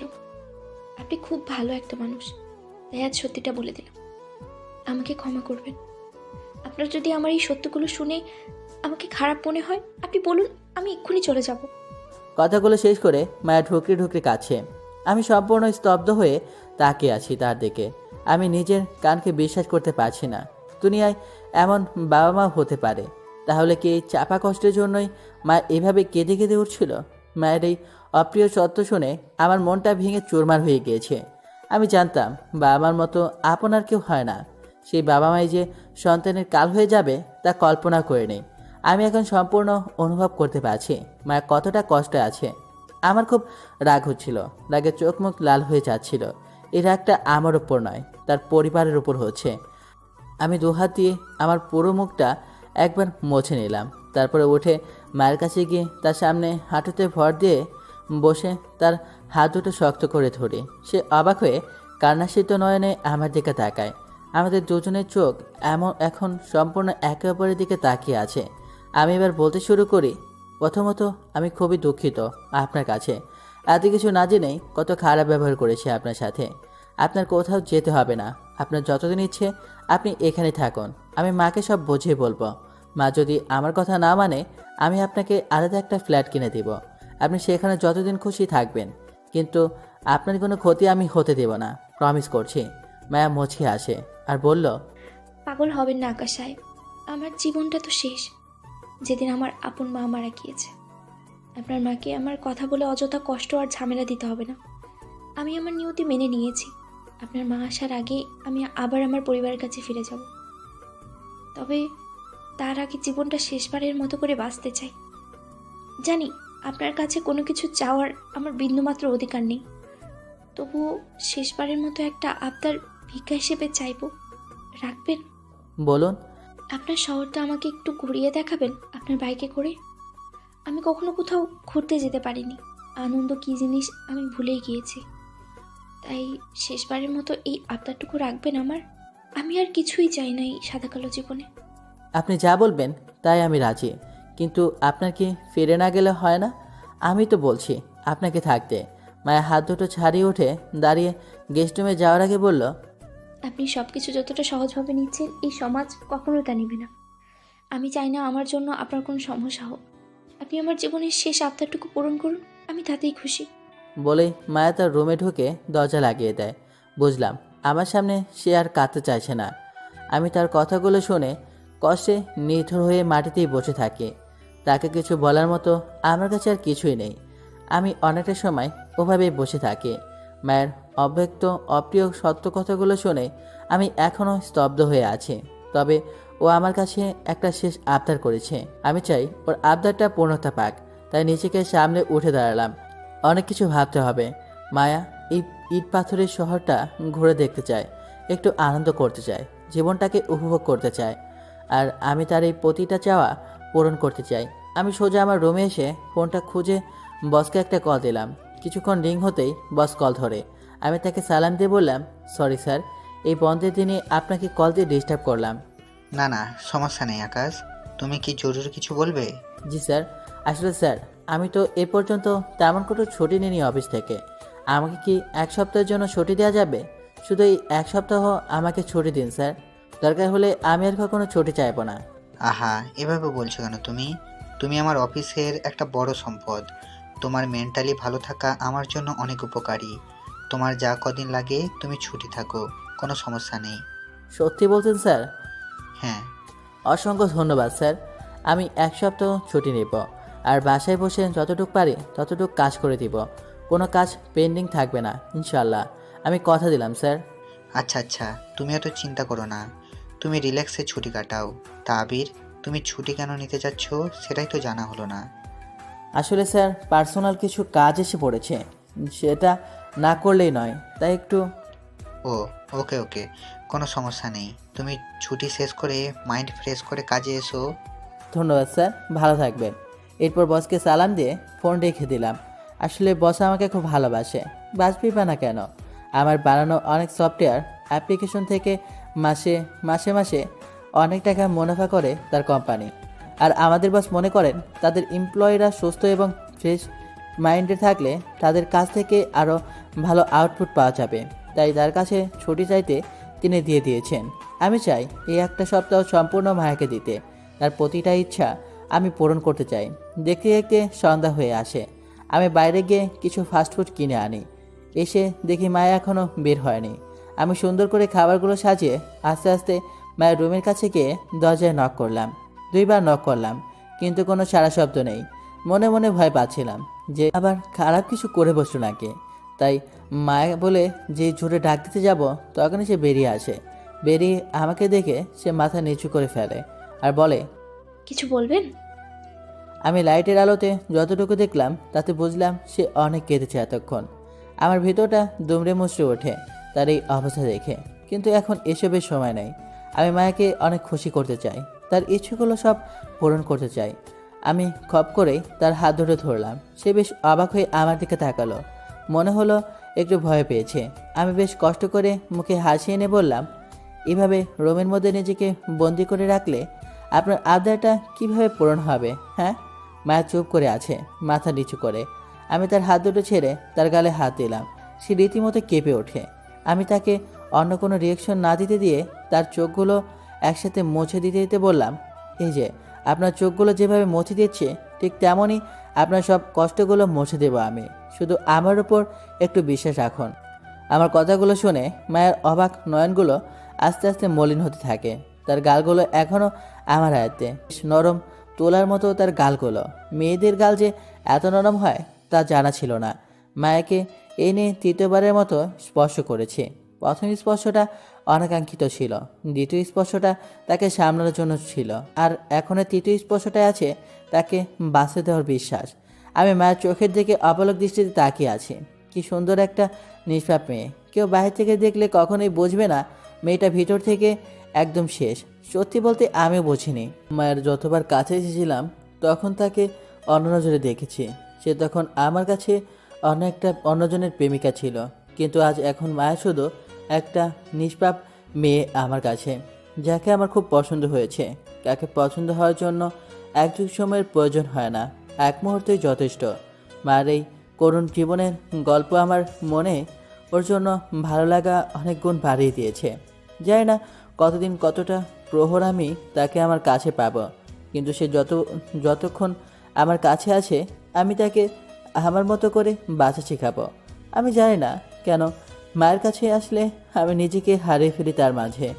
আমার মন চায় সারাটা জীবন আমরা এইভাবে একসাথেই থাকি, কিন্তু তা কি সম্ভব জানি না। এখন তা জানতেও চাচ্ছি না। এখন শুধু একটা বিষয় জানি, আর তা হলো মায়ের আবদার পূরণ। আমি যখন মায়ের চোখের মাঝে হারিয়ে গিয়েছে তখন সে তা বুঝতে পেরে আমাকে ডাক দেয়। আকাশ সাহেব, আমাকে কি এভাবেই ধরে রাখবেন? এ ও না, সরি। আমি মায়াকে ছেড়ে দিলাম, আর সাথে ভীষণ লজ্জা পেলাম। মায়া আমার অবস্থা দেখে মুচকি হেসে দিল। আমি তার হাসি দেখে খুশি হলাম। তারপর লজ্জা বলে তাকে বললাম, আপনার জন্য খাবার নিয়ে এসেছি। মায়া ফাস্টফুড দেখে অনেক বেশি খুশি হয়। তার খুশি দেখে আমি একটু স্বস্তি পাই। এরপর আমি মায়াকে বসিয়ে দিয়ে নিজ হাতে তাকে সবগুলো খাবার বেড়ে দিলাম। সে খুব মজা করে খাবার খেতে শুরু করে। সত্যি তাকে দেখে মনে হলো মেয়েটা কখনোই এসব খাবার খায়নি। তাকে একদম বাচ্চা একটা মেয়ের মতো লাগছে। আমি তার সামনে বসে তার খাওয়া দেখছি। সে শুধু মজা করে খেয়ে যাচ্ছে। খেতে খেতে যে আমার দিকে নজর যায় সে মুহূর্তে লজ্জা পায়, আর খাওয়া থামিয়ে দিয়ে বলে, সরি, আমি একা একাই খেয়ে যাচ্ছি। আমি আপনার কথা ভাবিনি। আপনি খাবেন না? আপনার খাওয়া দেখে মনে যে শান্তি পাচ্ছি তাতে আমার মন আর পেট দুটোই ভরে যাচ্ছে। আপনি আশ করে খান, আমি দেখি। আপনিও না, নিন এটা খান। মায়া আমার দিকে একটা চিকেন ফ্রাই এগিয়ে দিল। আমি না নিলে সে কষ্ট পাবে, তাই আমি নিয়ে তার সাথে খেলাম। মায়াকে এখন অনেক খুশি খুশি লাগছে। তার চেহারা অন্যরকম একটা অচুরতা দেখা যাচ্ছে। আমি মনে মনে ঠিক করলাম তার এই অচুরতা সে যতদিন আমার কাছে থাকবে আমি ততদিন ধরে রাখবো। মায়া খেতে খেতে বলল, এই খাবারগুলোর নামই শুনে এসেছিলাম এতদিন, কিন্তু কখনো খাওয়া হয়নি। আজ প্রথম খেয়ে বুঝলাম খাবারগুলো কত মজার। আপনি সত্যি খুব খুব ভালো। আমার পেট একদম ভরে গিয়েছে। আমি টানা 3 মাস না খেয়ে থাকতে পারবো। আজ যা খেলাম। আমি মায়ের কথা শুনে হেসে দিলাম। কি যে বলেন না আপনি, এইটুকু খাবার খেয়ে 3 দিন না খেয়ে থাকবেন? আপনি আসলে একটা পাগড়ি। মায়া হঠাৎ গম্ভীর কণ্ঠে মলিন মুখে আস্তে করে বলল, এটা আমার জন্য কোনো ব্যাপারই না। আমি 3 দিন না, 4-5 দিনও একটানা না খেয়ে থাকতাম। কেউ এক গ্লাস পানিও সাধেনি আমার। সৎমা আমাকে সবসময় খাবার খাওয়া হলে শেষে যা থাকতো তা দিত। যদি কখনো খাবার না থাকতো তাহলে দিতও না। এমন কত রাত গিয়েছে আমি না খেয়ে ক্ষুধার্ত পেটে চোখের জলের বালিশ ভিজিয়ে ঘুমিয়ে পড়েছি। বাবা কোনোদিন আমাকে জিজ্ঞেসও করেনি আমি খেয়েছি কিনা। কি আশ্চর্য, তাই না? আসলে আপন মা যে কী জিনিস সে যখন থাকে না তখন বোঝা যায়। মা পরিবারের সবাইকে আগলে রাখে। আমার মা আমাকে আগলে রাখতো। ইস, মা যদি তার সাথে আমাকেও নিয়ে যেত খুব ভালো হতো, তাই না আকাশ সাহেব? মায়ের কথা শুনে আমার চোখ বেয়ে কান্না আসছিল। আমি সব কিছু ঝাপসা দেখছিলাম। ছেলে মানুষ, তাই মায়ের সামনে কান্না করা যাবে না। আমি ওকে বললাম আমি একটু আসি বলেই নিজের রুমে চলে আসলাম, কারণ আমি জানি আপন মানুষ হারিয়ে গেলে কতটা কষ্ট ফেস করতে হয়। আমার বাবা খুব ভালো মানুষ ছিলেন, আমাকে আর মাকে অসম্ভব ভালোবাসতেন, কিন্তু ভাগ্যের কি নির্মম পরিহাস, তাকে ছোটোকালেই হারিয়ে ফেলি। তখন বুঝি বাবার ছায়া না থাকলে জীবনটা কতটা কঠিন হয়ে যায়। তাই মায়ের কথাগুলো আমি যেন সবচেয়ে বেশি উপলব্ধি করতে পারি, যার জন্য আমি এত শক্ত মনের হওয়া সত্ত্বেও কান্নাটা চলে আসে মায়ের কথাগুলো শুনে। আমি বারান্দায় নীরবে দাঁড়িয়েছিলাম। হঠাৎ পেছন থেকে মায়ে এসে আমার কাঁধে হাত রাখে আর বলল, আপনি কি কাঁদছেন? প্লিজ কাঁদবেন না, আমি আপনাকে কষ্ট দিতে চাইনি, প্লিজ। আমি কোনো কিছু না ভেবে মায়ের দিকে ঘুরে তাকে শক্ত করে জড়িয়ে ধরি। কারণ তার কণ্ঠ শুনে আমার অতীতের সব কষ্টগুলো আরও বেশি করে মনে পড়েছিল। এদিকে মায়া পাথরের মতো হয়ে আছে। সে হয়তো স্বপ্নেও ভাবেনি আমি এমন কিছু করব। আমি শক্ত করে তাকে নিজের সাথে জড়িয়ে ধরে আছি। মনে হচ্ছিল ঠান্ডা তোলায় কোনো একটা কিছুতে জড়িয়ে ধরে আছি। আমার উতাল মনটা মুহূর্তেই শান্ত হয়ে যায় যখন আমি তাকে জড়িয়ে ধরি। অনেকটা সময় এভাবেই কেটে যায়। আমি আস্তে আস্তে মায়াকে ছেড়ে তার সামনে আসি। সে আমার দিকে আর আমি তার দিকে তাকিয়ে আছি। আকাশে আজ পূর্ণিমার সবচেয়ে সুন্দর চাঁদটা উঠেছে। সেই চাঁদের আলো যেন সম্পূর্ণ মায়ের উপর পড়েছে। সেই আলোতে আমি তার মায়াবী ভীষণ লজ্জামাখা মুখখানা দেখতে পাচ্ছি। আমরা দুজনের দিকে অপলক দৃষ্টিতে তাকিয়ে আছি। আমাদের মাঝে সময় যেন থমকে গিয়েছে। আমি ধীরে ধীরে মায়ের ঘরে পড়ে যাচ্ছিলাম। চাঁদের আলোতে মায়াকে এত বেশি সুন্দর লাগছিল আমি বলে বোঝাতে পারবো না। আমি আস্তে আস্তে তার দিকে এগিয়ে যাচ্ছি। জানি না কি হতে যাচ্ছে সামনে। আমি মায়ের কোমরে হাত রাখতেই মায়া কেঁপে ওঠে। হঠাৎই দমকা একটা হাওয়ার জন্য মায়ের কপালের উপর কিছু চুল এসে পড়ে। আমি একটা আঙ্গুল দিয়ে সে চুলগুলোকে তার কানের পিছনে গুঁজে দিলাম। মায়া লজ্জায় চোখ বন্ধ করে ফেলে। আমি এবার তার দিকে তাকালাম। তার গোলাপির মিষ্টি ঠোঁটগুলো থরথর করে কাঁপছিল। আমি যেন আরও বেশি মায়ের নেশায় পড়ে যাচ্ছিলাম। মায়াও যেন আমাকে আলিঙ্গন করে নেওয়ার জন্য প্রস্তুত। কিন্তু হঠাৎই মনে হলো এটা ঠিক না। মায়া আমার উপর বিশ্বাস করে এখানে এসেছে। আমি ওর বিশ্বাস ভাঙতে পারি না। আমি কি করতে যাচ্ছিলাম এটা? না না, এটা কখনোই ঠিক হবে না। আমরা দুজনে হয়তো ঘরের মধ্যে আছি। যখন ওই ঘর কাটবে মায়া আমাকে সবচেয়ে বেশি ঘৃণা করবে যদি আমি এখন ওর সাথে কিছু করি। ও আমার কাছে একটা আমানত। আমি তার খেয়ানত করতে পারি না। যে পুরুষ একটা মেয়েকে অসহায় পেয়ে তার সর্বোচ্চ ভোগ করে নেবে না। আমি আস্তে আস্তে মায়াকে ছেড়ে একটু দূরে এসে দাঁড়ালাম আর চাঁদের দিকে তাকিয়ে স্বাভাবিকভাবে বললাম, দেখুন আজকে চাঁদটা ভীষণ সুন্দর, একদম আপনার মতো। মায়া আমাকে সরে যেতে দেখে চোখ মেলে তাকায়। সে অনেক বেশি অবাক হয়। মায়া ভেবেছিল আমি তার সাথে কিছু একটা করে ফেলব, কিন্তু হঠাৎ করে যে থেমে যাব তা সে ভাবেনি। মায়া ইচ্ছে করেই আমাকে থামায়নি। থামালে হয়তো আমি কষ্ট পাবো, তাই সে ভেবেছে আমি তাকে থাকার আশ্রয় দিয়েছি, আরও কত কিছু করেছি। তাই সে যদি তার শরীর দিয়ে আমাকে খুশি করতে পারে তাহলে সেটাই হোক। কারণ সে আজ জীবিত থেকেও মৃত প্রায়। তার জন্য যদি কেউ খুশি হয় হোক। কিন্তু আমি মায়ের সব ধারণা নিমিষেই শেষ করে দিলাম। মায়া খুব অবাক হয়ে আমার পাশে এসে দাঁড়িয়ে জোর দিয়ে জিজ্ঞেস করে, আপনি আমাকে ছেড়ে দিলেন কেন? আমি তো আপনাকে বাধাও দিইনি, তাহলে ছাড়লেন কেন? আমি মায়ের দিকে তাকিয়ে শান্ত গলায় বললাম, আপনি কি ভেবেছেন আপনি আমার কাছে খুব সস্তা কেউ? জি না, আপনি আমার কাছে অনেক মূল্যবান একজন মানুষ। কিভাবে আমি আপনার অসহায়ত্বের সুযোগ নিয়ে আপনার সব কিছু ভোগ করে নেব? আমি এমন না। জীবনে বহু ধরনের সুযোগ আসবে, কিন্তু আমাদের সব সুযোগে সবসময় পা দিতে নেই। আজ আপনাকে আমি আপন করে নিলাম, কাল যদি আপনাকে আর আমার কাছে নাই রাখতে পারি, আপনি তো সারা জীবনের জন্য একটা দাগ নিয়ে বেঁচে থাকবেন, যেটা আমি চাই না। আমি চাই না আমার কোনো প্রিয় মানুষ এভাবে কষ্ট পাক। আর সত্যি বলতে আমি এত মানুষের ভিড়ে আমাকে বিশ্বাস করেছেন। আমি কিভাবে আপনার বিশ্বাস ভাঙি বলুন? আপনার এই মায়াবী দু চোখে আমি আর 10টা পুরুষ মানুষের মতো হতে চাই না, যারা মেয়েদের অসহায়ত্বের সুযোগ নিয়ে তাদের সব কিছু কেড়ে নেয়। আপনি আমার চোখের সামনে হাসি খুশি থাকলেই আমি খুশি। আমার এর থেকে বেশি আর কিছুই চায় না। মায়া গাল বেয়ে বেয়ে অশ্রু পড়ছে। সে কল্পনাও করেনি আমি এতটা ভালো হব।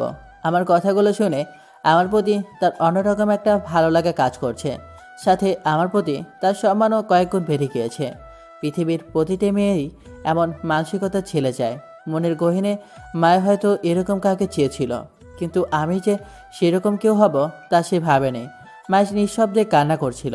আমি তা দেখে বিচলিত হয়ে তার একটু কাছে গিয়ে চোখের পানিগুলো মুছে যে জিজ্ঞেস করলাম, এ কি, কাঁদছেন কেন? ভেবেছিলাম আমার সব কিছু দিয়ে আপনাকে খুশি করব, কারণ আমার জীবনে আমি অন্যের জন্য যত যাই করেছি কেউ খুশি হয়নি, শুধু মা বাদে। তাই আজ ভাবলাম আপনি এত কিছু করলেন আমার জন্য, আমি যদি আমার সব কিছু দিয়ে আপনাকে খুশি করতে পারি তাহলে তাই হোক। কিন্তু আমি কল্পনাও করিনি আমি নিজেকে কতটা সস্তা বানিয়ে ফেলেছিলাম। তাই নিজের উপরে এখন ঘৃণা হচ্ছে। আহ, আপনি শুধু শুধু এইসব ভাবছেন। আপনার কোনো দোষ নেই। আপনি মেয়ে মানুষ, মাথায় যেটা এসেছে সেটাই করেছিলেন। কিন্তু আমাদের পুরুষদের দায়িত্ব বেশি। আপনারা ভুল করতে নিলে বা আমরাই ভুল পথে যেতে নিলে নিজেকে নিয়ন্ত্রণ করতে হয়। আমি আপনাকে কোনো দোষ দেব না। আর লজ্জিত আমি অজান্তে আপনার অনেকটা কাছে চলে গিয়েছিলাম। আপনি প্লিজ আমাকে ক্ষমা করে দিন, নাহলে আমি কখনো নিজেকে ক্ষমা করতে পারবো না। না না, এ কি বলছেন? আপনি কেন ক্ষমা চাচ্ছেন? আপনার মতো ভালো মানুষ আর একটা আছে কিনা আমার জানা নেই। আপনার মতো যদি সব পুরুষেরা এমন হতো, তাহলে আর কোনো মেয়ের জীবন নষ্ট হতো না, তারা অনেক ভালো থাকতো। পরিবর্তন হবে। হয়তো আমার মতো আরও এমন অনেক পুরুষ আছে যারা মেয়েদের অনেক সম্মান করে আর তাদের কোনো ক্ষতি হতে দেয় না। হয়তো আছে, হয়তো নেই, তবে আমার চোখে আপনিই সেরা। আমি মায়ের কথা শুনে হাসলাম আর বললাম, চলুন আজ ঘুমিয়ে পড়ি। কাল সকালে তাড়াতাড়ি উঠে সারাদিন কোথায় কোথায় ঘোরাঘুরি করব তার একটা প্ল্যান করতে হবে। আকাশ সাহেব, আপনি কি আজও সোফাতে ঘুমাবেন? হ্যাঁ, কেন? আপনার সাথে ঘুমাতে বলবেন নাকি? মায়া লজ্জা পেয়ে বলে, ধর, আপনিও না। আচ্ছা শোনেন না, আমি বলছি কি, আপনার যদি কোনো সমস্যা না হয়, ডাইনিং রুমের লাইটটা জ্বালিয়ে রাখলে আমি হয়তো গেস্ট রুমেই ঘুমাতে পারবো। আমি চাই না এভাবে সোফাতে ঘুমিয়ে আপনি কষ্ট পান। একটা কাজ করুন, আপনি আমার রুমেই ঘুমান, আমি বরং গেস্ট রুমে গিয়ে ঘুমাই। আমার রুমে তো টেবিল ল্যাম্প আছে, সো অন্ধকার হবে না, কিন্তু গেস্ট রুমটা একটু অন্ধকার হয়ে যায়। আপনার হয়তো ভয় লাগতে পারে। আপনি আসলে আপনি আচ্ছা ঠিক আছে, আপনি যা বলবেন তাই। এরপর আমরা দুজনেই দুই রুমে ঘুমিয়ে পড়ি। একসাথে একই রুমে ঘুমানোটা আপাতত ঠিক না, সেটা মায়া হয়তো বুঝতে পেরেছে, তাই সে তার ভয়টাকে জয় করে আলাদা ঘুমানোটাকেই বেছে নিয়েছে। পরের দিন সকালে 9টা নাগাদ আমার ঘুম ভাঙে, তাও মায়ের ফোন দেওয়ার জন্য। মায়ের সাথে কিছুক্ষণ কথা বলে উঠে বসলাম। মাকে জানিয়ে দিলাম যে আমি কিছুদিনের জন্য ছুটি নিয়েছি অফিস থেকে, যাতে অফিসের কাজগুলো বাসায় বসে ঠান্ডা মাথায় শেষ করতে পারি, যেটা অনেকটাই সত্য। তাই মাকে মিথ্যা বলা হয়নি, আর সত্যটাও সে জানতে পারেনি। আমি আস্তে আস্তে উঠে আগে ফ্রেশ হওয়ার জন্য রুমের বাইরে আসতেই পুরো অবাক। মায়ের রান্নাঘরে গিয়ে কী যেন করছে। আমি দ্রুত তার কাছে গিয়ে দেখি সে নাস্তা বানাচ্ছে, চুলাতে আলুভাজি হচ্ছে, আর সে রুটি বানাচ্ছে। রুটিগুলো বেশ সুন্দর গোলাকার হয়েছে। আমি অবাক হয়ে জিজ্ঞেস করলাম, আপনি এত সকালে উঠে নাস্তা বানাচ্ছেন কেন? আমি তো বাইরে গিয়ে আনতামই। বাইরের নাস্তা খেলে আপনার শরীর খারাপ হবে। আপনি তো সবসময় আপনার মায়ের হাতের রান্না খেয়েই বের হন, আজ না হয় আমার হাতের রান্না খেলেন। আপনি না সেদিন বললেন আপনি রান্না পারেন না? সাথে তো এটাও বলেছিলাম যে একেবারে পারি না তা না, পারি, তবে মশলা একটু কম বেশি হয়ে যায় এই আর কি। আল্লাহ ভরসা, ঠিক হয়ে যাবে রান্না করতে করতে। আমি মনে মনে খুশি হলাম যে মায়ের হাতে রান্না খাবো। আমি হেসে বললাম, আপনি আসলে একটা পাগলি। আমি ফ্রেশ হয়ে আসছি। ঠিক আছে। আমি এরপর ফ্রেশ হয়ে এসে দেখি মায়া টেবিলে নাস্তা বেড়ে দিচ্ছে। আমি গিয়ে চেয়ারে বসলাম। মায়া আমাকে ভাজি আর রুটি বেড়ে দিল। আমি বললাম, আপনি বসবেন না? আপনি খান, তারপর আমি খাবো নি। না না, এটা চলবে না, আপনি ফ্রেশ হয়ে আসুন, একসাথে খাবো, না হলে আমি খাবই না। আপনিও না? আচ্ছা আসছি। মায়ের দ্রুত গিয়ে ফ্রেশ হয়ে এসে আমার সাথে খেতে বসে। আর জীবনের প্রথম মায়ের হাতের পর অন্য কোনো প্রিয় মানুষের হাতের রান্না খেতে যাচ্ছি। মায়ও ওদের আগ্রহ নিয়ে আমার দিকে তাকিয়ে আছে। আমি এক টুকরো রুটি ছিঁড়ে ভাজি নিয়ে মুখে দিলাম। কিছুটা খাবার পরে মায়া খেয়াল করে আমার মুখটা কেমন জানি হয়ে এসেছে। মায়ের এই দৃশ্য দেখে খুব কষ্ট পায়। সে অসহায় কণ্ঠে জিজ্ঞেস করে, ভালো হয়নি তাই না? আমি জানতাম আমার দ্বারা রান্না হবে না, আমি কিচ্ছু পারি না। আমি গম্ভীর কণ্ঠে তাকে বললাম, এই যে সম্পূর্ণ আমার মায়ের হাতের রান্না, আপনি শিখলেন কিভাবে? ওয়াও! আমি ভীষণ অবাক হয়ে মজা করে খাচ্ছি। আর ওদিকে আমার কথা শুনে মায়া পুরো হতভম্ব হয়ে গিয়েছে। সে ভেবেছে রান্না খুব খারাপ হয়েছে দেখে আমি ওরকম করেছি, কিন্তু আসল কাহিনীটা হলো রান্নার স্বাদটা অনেকটাই আমার মায়ের মতো হয়েছে। মায়া তার মাথায় হাত দিয়ে হেসে দেয়। আমি খেতে খেতে তার দিকে তাকিয়ে হাসি আর বলি, কি ভয় পেয়েছিলেন নাকি? আমি জানি আপনি ইচ্ছে করেই এমন করেছেন, আপনি খুব পচা। দাঁড়ান, আগে খেয়ে নেই, তারপর কথা হবে। আমি আয়েশ করে খাচ্ছি আর মায়া অপলক দৃষ্টিতে মন জুড়িয়ে আমার খাওয়া দেখছে। তার কাছে এটা প্রথম, কারণ এর আগে কেউ তার রান্না এতটা মজা করে খায়নি। আমি খেতে খেতে বললাম, আপনি তো বেশ ভালোই রান্না পারেন। শুধু শুধু বললেন যে রান্না পারে না। আপনাকে যে বিয়ে করবে সে অনেক ভাগ্যবান হবে, এত মজার রান্না সে খেতে পারবে। মায়া মলিন মুখ নিয়ে আমার দিকে তাকিয়ে আছে আর মনে মনে ভাবছে, সে চায় তার রান্না আমার মতোই কেউ খাক, কিন্তু তার কপালে সেই গুণটাটাই হয়তো আছে। মায়া এখন ওসব কথা ভেবে কষ্ট পেয়ে মুহূর্তটা নষ্ট করতে চায় না, তাই সব চিন্তা বাদ দিয়ে শুধু আমার খাওয়াই দেখছে। আমি খেতে খেতে দেখি মায়া খাচ্ছে না। আমি তার দিকে তাকিয়ে বললাম, কি ব্যাপার, শুধু আমাকে দেখলেই কি পেট ভরবে? খেতে হবে তো, আপনিও খাবার নিন। মায়া ভীষণ লজ্জা পায়, মাথা নিচু করে বসে থাকে। আমি মুচকি হেসে নিজেই তাকে খাবার বেড়ে দিয়ে বলি, আপনি লজ্জা পেলে আপনাকে অনেক বেশি সুন্দর লাগে। এরপর আমি আর মায়া মজা করে সকালে নাস্তাটা করলাম। নাস্তা শেষ করে আমরা দুজনেই হলরুমে বসে আছি। আমি মনে মনে ভাবছি আর সারাদিনে কোথায় কোথায় যাব। মায়া লজ্জাসিক্ত হয়ে আর চোখে বারবার আমার দিকে তাকাচ্ছিল। আসলে তার মনে গত রাতের আমার বলা কথাগুলো এখনও লেগে আছে। গত রাতে চাইলে অনেক কিছুই হতে পারত, কিন্তু কিছুই হয়নি। আমি হঠাৎ করেই মায়াকে জিজ্ঞেস করলাম, আপনার কেমন জায়গা ঘুরতে ভালো লাগে? মায়া তার আপন ভাবনায় ডুবেছিল। আমার প্রশ্ন শুনে সে থতমত খেয়ে বলে, কি? বলেছি আপনার কেমন জায়গা পছন্দ, যেখানে গেলে আপনি সবচেয়ে বেশি খুশি হবেন? মায়া কিছুক্ষণ ভেবে বলল, খোলামেলা সবুজ প্রকৃতির মাঝে, যেখানে কোনো কোলাহল নেই, একদম নিরিবিলি, শুধু পাখিদের ডাক আর ফ্রেশ অক্সিজেন, এমন কোনো জায়গা কি আছে আবির সাহেব? এবার আমি একটু চিন্তায় পড়লাম। অনেকক্ষণ ধরে ভাবলাম, কিন্তু এমন কোনো জায়গা আছে কিনা মনে পড়ছে না। তাই মোবাইলটা বের করে নেটে খোঁজাখুঁজি শুরু করলাম। পাশ থেকে মায়া বলে উঠল, আরে আপনি এত চিন্তিত হবেন না, এমন জায়গা কোথাও। পেয়েছি। কি পেয়েছেন? কোথায়? বলবো না, আপনাকে ডিরেক্ট নিয়ে যাব। আপনি শাওয়ার নিয়ে রেডি হন তাড়াতাড়ি। যাক, এত খোঁজাখুঁজির পর পেলাম। মাথাটা পুরো হ্যাং হয়ে গিয়েছিল। মায়া অবাক হয়ে আমার দিকে তাকিয়ে আছে, যেন আমি তার থেকে বেশি খুশি হয়েছি। আমি মায়ের দিকে তাকিয়ে তাকে এইভাবে দেখে বললাম, ও মা, আপনি বসে আছেন কেন? দৌড় দেন, না হলে দেরি হয়ে যাবে। জায়গাটা একটু দূরে, তাও সমস্যা নেই। যাচ্ছি যাচ্ছি। বলে মায়া উঠে গেস্ট রুমে যেতে নেয়, কিন্তু হঠাৎই সে থমকে দাঁড়ায়, আবার আমার সামনে চলে আসে। আমি তার দিকে তাকিয়ে পুরো অবাক। সে মুখটা সম্পূর্ণ মলিন করে আছে। আমি অবাক কণ্ঠে জিজ্ঞেস করলাম, আবার কি হয়েছে আপনার? আপনি কিছু একটা ভুলে যাচ্ছেন আকাশ সাহেব। আমি আরও অবাক হয়ে বললাম, কি ভুলে যাচ্ছি আমি? আপনি যে আমাকে নিয়ে ঘুরতে বের হবেন, নিচে দারোয়ান চাচার সামনে থেকে আমাকে নিয়ে কিভাবে যাবেন? সে তো আমাদের একসাথে দেখে ফেলবে। আর এই দিনের বেলায় লুকিয়ে যাওয়া আসা করা যাবে না। তাহলে কিভাবে কি? আমি মায়ের কথা শুনে পুরো স্তব্ধ হয়ে যাই। আসলে তো মায়ের ঠিকই বলেছে, এই দিনের বেলা দারুণ চাচার সামনে থেকে কিভাবে লুকিয়ে যাব, সাথে আবার বাইকটাও আছে। এ কেমন ঝামেলায় পড়লাম আমি। মাকে কথা দিয়েছি, তার শেষ ইচ্ছাটা আমি রাখবই। তাহলে এখন কিভাবে আমি কি করব? মাথা পুরো আগুন হয়ে যাচ্ছে ভাবতে ভাবতে। আমি আর ভাবতে পারছি না। উঠে দাঁড়ালাম, মাকে উদ্দেশ্য করে বললাম, আমি নিজে যাচ্ছি তার সাথে কথা বলতে। আপনি এই ফাঁকে রেডি হতে থাকেন, আমরা যে প্ল্যান করেছি সেই অনুযায়ী সব হবে। আপনি পাগল হয়েছেন? আপনি আর আমি এইভাবে একসাথে জানাজানি হলে তুলকালাম অবস্থা হবে। না না, আপনি বাদ দিন এসব। আমি কোথাও যাব না, আমি এখানেই ভালো আছি। আমি মায়ের কাছে এসে তাকে ধরে চোখে চোখ রেখে বললাম, আমি আপনাকে কথা দিয়েছি আপনার আবদারটা পূরণ করবই। সো এতে যদি আমাকে সমস্যায় পড়তে হয় হোক, আমি তার কেয়ার করি না। আপনি রেডি হন, আমি আসি। বলেই বাইরে থেকে লক করে সোজা নিচে চলে আসলাম। মনে মনে আল্লাহকে ডাকছি, একমাত্র তিনি এই মহাবিপদ থেকে আমাকে রক্ষা করতে পারেন। আমি লিফট দিয়ে নিচে এসে আস্তে করে দারোয়ান চাচার কাছে গেলাম। তিনি বসে বসে পান খাচ্ছিলেন আর সবাইকে দেখছিলেন। হঠাৎ আমাকে তার কাছে দেখে তিনি অবাক হন, আবার খুশি হন। তিনি আমাকে জিজ্ঞেস করেন, আরে আবির বাবা, আজকে এখনো অফিস যান নাই যে? কোনো সমস্যা হয়েছে নেই? না না চাচা, কিছু হয়নি। আপনার সাথে জরুরি কিছু কথা ছিল। কন কন? চাচা, আগে ওয়াদা করেন আপনি আমাকে নিজের ছেলের মতো করে কথাগুলো শুনবেন।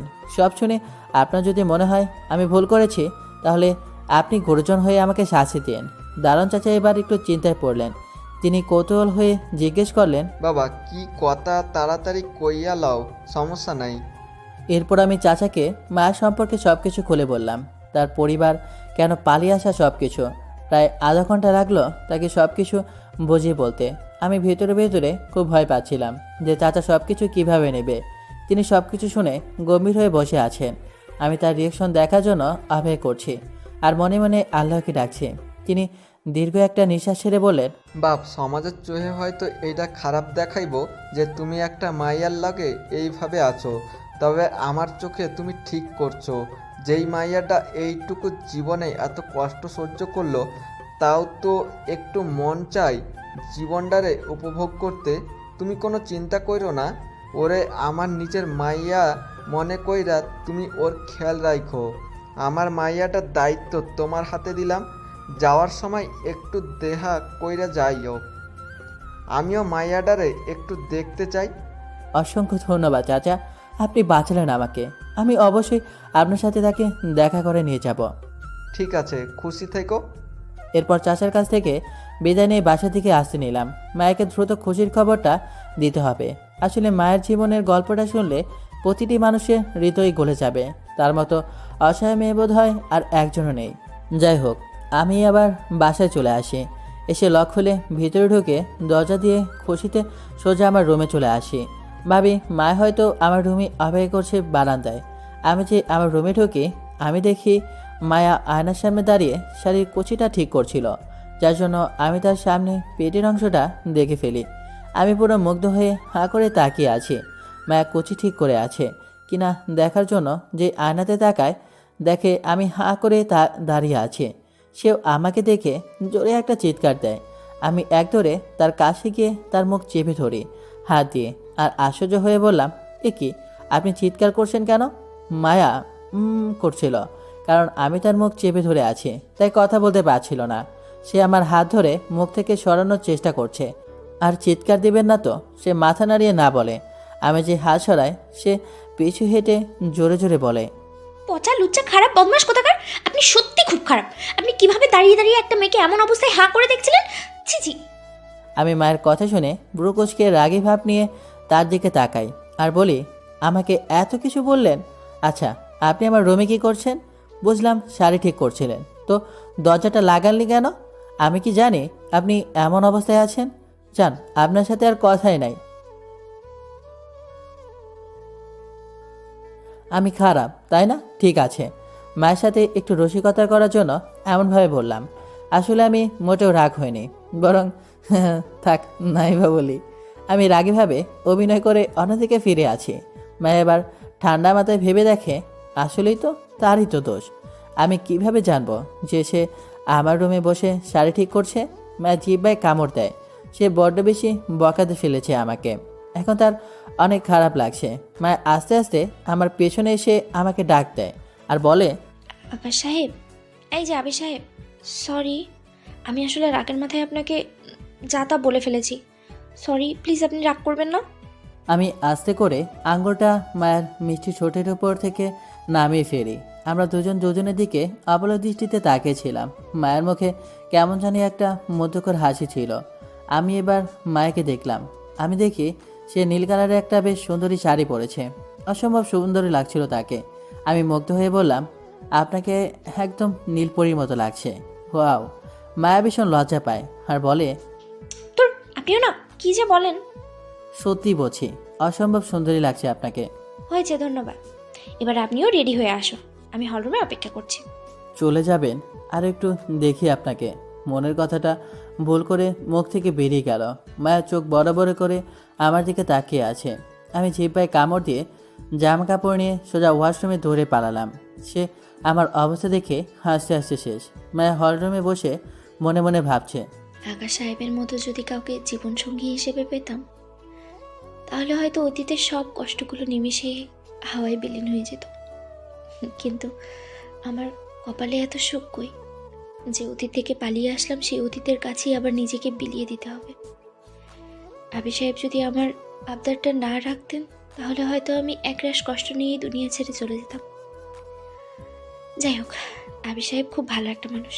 তিনি এই কটা দিনে আমাকে যে আনন্দ আর হাসি উপহার দিয়েছেন, আমি তা গত 5 বছরে একদিনও পাইনি। আমি সত্যিই তার কাছে কৃতজ্ঞ।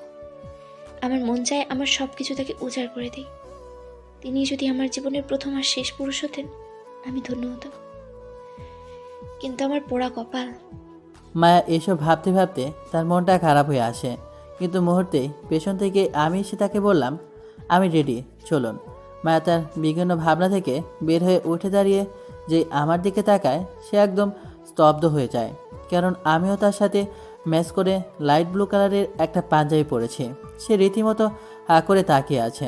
আমি তার কাছে গিয়ে তার মুখটা বন্ধ করে দিয়ে হাসতে হাসতে বললাম, এভাবে হা করে থাকলে মাসি ঢুকে যাবে যে। মায়া লজ্জা পেয়ে লজ্জাসিক্ত কণ্ঠে বলে, আপনি দেখি সম্পূর্ণ আমার সাথে ম্যাচিং করে পাঞ্জাবি পরেছেন। মানুষ কি ভাববে? আমি মুচকে এসে তার কাছে গিয়ে গাল দুটো ধরে তাকে বলি, ভাববে আপনি আর আমি কাপল। মায়া অবাক হয়ে তাকিয়ে আছে। আমি এটা বললামটা কি? সে এবার অসম্ভব লজ্জা পায় আর বলে, আপনি আমাকে এত লজ্জা দেন কেন? কারণ আপনি লজ্জা পেলে খুব সুন্দর লাগে তাই। আপনি শুধু আমাকে স্পর্শ করার বাহানা খোঁজেন, সুযোগ পেলেই খালি আমাকে স্পর্শ করেন। আপনার মতলবটা কি বলেন তো আমাকে? আমি মায়ের প্রশ্ন শুনে একদম অপ্রস্তুত হয়ে পড়ি, কারণ আমি মায়ের নরম গাল দুটো এখনও ধরে আছি। আমি দ্রুত ছেড়ে দিয়ে আমতা আমতা করছি। মায়া হেসে দিয়ে বলে, আর একটু মজা করেছি, আমি তো আপনাকে আমার সব দিয়ে দিতেই চেয়েছিলাম। আস্তে করে বলল লাস্টের কথাটা। মায়া ভেবেছে আমি শুনিনি, কিন্তু আমি শুনে ফেলেছি তার কথাটা, কিন্তু তাকে বুঝতে দিলাম না। প্রসঙ্গ চেঞ্জ করে বললাম, এখন মজা করলে হবে, ঘুরতে যাবেন না? হ্যাঁ হ্যাঁ, চলুন। এরপর আমি আর মায়া একসাথে বাসা থেকে বের হই। আমি বাসা ভালো করে লক করে তাকে নিয়ে লিফট দিয়ে নিচে আন্ডারগ্রাউন্ডে পার্কিং লটে চলে আসি। আমার দুটো হেলমেট, একটা নিয়ে মায়ের কাছে গিয়ে তাকে সুন্দর করে পরিয়ে দিলাম। খুব সুন্দর লাগছিল। আমি মুচকি হেসে আমার হেলমেটটা পরে তাকে বাইকের পেছনে বসিয়ে রওনা হলাম আমার ঠিক করা আর তার পছন্দের জায়গায়। বাইক নিয়ে মেন গেটের সামনে আসতেই দারুণ চাচাকে দেখতে পাই। সে আমাদের সামনে আসলে আমি আমার হেলমেটটা খুলি আর মায়াকে হেলমেটের গ্লাসটা ওঠাতে বলি। চাচা মায়াকে দেখে খুশি হয়ে আমাকে এসে বললেন, বাবা সাবধানে যাইও, খুব সুন্দর মাইয়াটা। ঠিক আছে চাচা, দোয়া করবেন। তারপর আমি আমার হেলমেট পরে রওনা হলাম আমাদের গন্তব্যে। আসলে আমরা যেখানে যাচ্ছি সে জায়গাটা হলো পূর্বাচল। সেখানে মায়ের পছন্দের জায়গা আছে, অনেক ধরনের রেস্টুরেন্টও আছে। আমরা 11টা নাগাদ বাসা থেকে রওনা হয়েছি। বাইকে যাচ্ছে বলে 1.5-2 ঘন্টা লাগবে যেতে। মায়া আমাকে খুব শক্ত করে জড়িয়ে ধরে আছে। আমি আস্তে আস্তে চালাচ্ছিলাম যাতে সে ভয় না পায়, কিন্তু বেচারি ভালোই ভয় পাচ্ছিল। আমি তাকে আমার সাথে ফিল করছি, বেশ মজাই লাগছিল। প্রিয় মানুষটাকে নিয়ে প্রথম কোথাও ঘুরতে যাচ্ছি। রাস্তায় অনেক মানুষ আমাদের দিকে অবাক হয়ে তাকিয়েছিল। যখনই জ্যামে পড়ছিলাম তাদের অধিকাংশই আমাদের কাপল ভাবছিল। আমি অবশ্য এতে খুশি, কারণ আমি এটাই চাচ্ছিলাম। দেখতে দেখতে 1টা নাগাদ আমরা আমাদের গন্তব্যে এসে পৌঁছাই। তবে সেটা মায়া যেখানে যেতেও চেয়েছিল সেখানে না, একটা রেস্টুরেন্টে। কারণ এখন দুপুর হয়ে গিয়েছে, তাই খাওয়া দাওয়া তো করতে হবে। আমি বাইক পার করে হেলমেটগুলো রেখে মায়াকে নিয়ে রেস্টুরেন্টে ঢুকলাম। মায়া মনের অজান্তে আমার হাত ধরে আছে। হয়তো নতুন অজানা পরিবেশ, তাই তার একটু আনকমফোর্টেবল লাগছিল। আমিও তাকে ভালো করে ধরে রেস্টুরেন্টে ঢুকালাম। স্টাফরা আমাদের দিকে সালাম দিল। ম্যানেজার সাহেব নিজে এসে জিজ্ঞেস করলেন, স্যার ওয়েলকাম আমাদের রেস্টুরেন্টে। আপনাদের জন্য কি ভিআইপি টেবিলটা দিব? আপনাদের খুব সুন্দর লাগছে। ধন্যবাদ, হ্যাঁ দিন। মায়া পাশ থেকে আস্তে করে বলে, আরে এত টাকা নষ্ট করছেন কেন? নর্মাল টেবিলে বসি আমরা। আমি ইশারায় মুখে আঙ্গুল দিয়ে তাকে চুপ থাকতে বললাম। ম্যানেজার সহ বাকিরা মুচকি হেসে দিল আর মায়া লজ্জা পেল। তারপর ম্যানেজার সাহেব আমাদেরকে ভিআইপি টেবিলের দিকে নিয়ে গেলেন। আমরা বসলে ওইটা চলে আসে। আমি মায়ের কাছে মেনুটা দিয়ে পড়লাম, আপনার যা যা খেতে। আমি মায়াকে আপনি বলায় ওয়েটার আমাদের দিকে অবাক হয়ে তাকিয়ে আছে। আমি তা দেখে দ্রুত কথা ঘুরিয়ে মায়াকে এই প্রথমবার তুমি করে বললাম, মানে তুমি যা যা খেতে চাও সব অর্ডার করো, কোনো সমস্যা নেই। মায়া আমার মুখে প্রথমবার তুমি বলতে শুনে অবাক হয়ে তাকায়। অবশ্য মায়ের ভালোই লাগছিল, কারণ তুমি ডাকটায় অনেক আপন আপন একটা ভাব আছে। আমি ইশারায় দ্রুত অর্ডার করতে বললাম। মায়া অসহায় হয়ে আমার দিকে তাকিয়ে আছে। আমি ওর মুখ দেখে বুঝে গেলাম যে সে বুঝতে পারছে না আসলে কি অর্ডার করবে। আমি আমার মেনু কার্ড থেকে দেখে ইউনিক কিছু বিদেশি খাবার অর্ডার করলাম, যা আমার সচরাচর কখনো খায়নি। ওয়েটার অর্ডার নিয়ে চলে গেলে আমাদের জন্য ওয়েলকাম ড্রিঙ্কস পরিবেশন করা হয়। আমি আর মায়া ড্রিঙ্কসটা নিয়ে এক চুমুক একসাথে খেয়ে নেই। মায়া খেয়ে বলে, মজা অনেক। আমি মুচকি হেসে দিলাম। মায়াকে অনেকটা আনকমফোর্টেবল ফিল লাগছিল, তাই জিজ্ঞেস করলাম, অস্বস্তি লাগছে? মায়া আস্তে আস্তে করে আমাকে বলে, আশেপাশে কত চুপচাপ আর নিরিবিলি, মনে হচ্ছে ভূতের কোনো জায়গায় এসে পড়েছি। আমার তো খুব নার্ভাস লাগছে। এটা ভিআইপি জায়গা তো, তাই আশেপাশে কেউ নেই। আপনি আপনার মনের মতো করেই বসুন। মায়া আমার দিকে কিছুক্ষণ তাকিয়ে থেকে মাথা নিচু করে বলে, একটা অনুরোধ করে রাখবেন? একটা কেন, হাজারটা করো। আমি তো আপনার থেকে অনেক ছোট। আপনি যদি আমাকে তুমি করে বলেন আমি খুব খুশি হব। আপনার মুখে তুমি ডাকটা খুব মানায়। আমি মায়ের লজ্জাসিক্ত মুখখানা দেখে মুচকে একটা হাসি দিয়ে তাকিয়ে আছি। ওকে এত কিউট লাগে লজ্জা পেলে। আমি হেসে বললাম, ঠিক আছে। আমারও মনে মনে খুব ইচ্ছা ছিল তোমাকে তুমি করে বলার। যাক, ইচ্ছাটা আবার পূরণ হলো। মায়ের লজ্জা পাচ্ছে খুব। এর মধ্যে আমাদের খাবার চলে আসে। সে খাবার দেখে তো পুরাই শখ। এত তো মজার খাবার। ওইটা সব খাবার সার্ভ করে দিয়ে গেলে আমি মায়েকে খাবার বেড়ে দিতে দিতে বলি, এগুলো খেয়ে দেখো, অনেক মজা লাগবে। এতগুলো? আরে আগে শুরু তো করো। এরপর আমরা দুজন খাবার খেতে শুরু করলাম। মায়ের খুব মজা লাগছিল। ও নিজে নিজে নিয়ে মজা করে খাচ্ছিল, আমিও খাচ্ছিলাম। ডেজার্টে খুব মজার একটা আইসক্রিম অর্ডার করেছিলাম, যেটা আমাদের জন্য স্পেশাল করে বানিয়ে আনা হয়েছে। মায়ের সেটা খেয়ে খুশিতে একদম আত্মহারা। আমি ওকে খুশি করতে পেরে আলাদা একটা শান্তি পাচ্ছিলাম মনে মনে। আমরা খাওয়া দাওয়া শেষ করে অনেকটা সময় ওখানে বসে দুজন গল্প করি, কারণ বাইরে এখন রোদ, বের হয়ে লাভ নেই। আমি গালে হাত দিয়ে মায়ের ছোটোবেলার গল্পগুলো শুনছিলাম। মাঝে মাঝে ওকে কেমন জানি বাচ্চা বাচ্চা লাগে, আবার মাঝে মাঝে একদম কিশোরী, আবার মাঝে মাঝে বইয়ের মতো লাগে। নীতির কত রূপ। আমি মায়াকে যত দেখি আমার মন ভরে না, অথচ অফিসে কত মেয়ে কলিগ আমার, তাদের কাউকে আমার ভালো লাগে না বা বিশ্বাস হয় না। কিন্তু মায়ের বিষয়টা ভিন্ন। ওর প্রতি অন্যরকম একটা মায়া টান অনুভূতি কাজ করে আমার। জানি না কি নাম দিব এই অনুভূতির। মায়ের সাথে গল্প করতে করতে 2 কাপ কফিও খেয়ে ফেলাম আমরা। গড়িতে এখন 3:30 নাগাদ বাজে। আমি মায়াকে বললাম, চলো এবার তোমাকে তোমার পছন্দের জায়গা নিয়ে যাই। এখন তোমার অনেক ভালো লাগবে জায়গাটা। সত্যি? চলুন চলুন। আমি ওয়েটারকে বিল আর টিপ দিয়ে দিলাম। মায়া বিল দেখে অজ্ঞান হয়ে যায় প্রায়। আমি ওকে একটা গোতা দিয়ে বললাম, এখানে এরকমই দাম। কিন্তু সে মানবেই না, তার কথা একটাই, তার পিছনে এতগুলো টাকা নষ্ট হলো।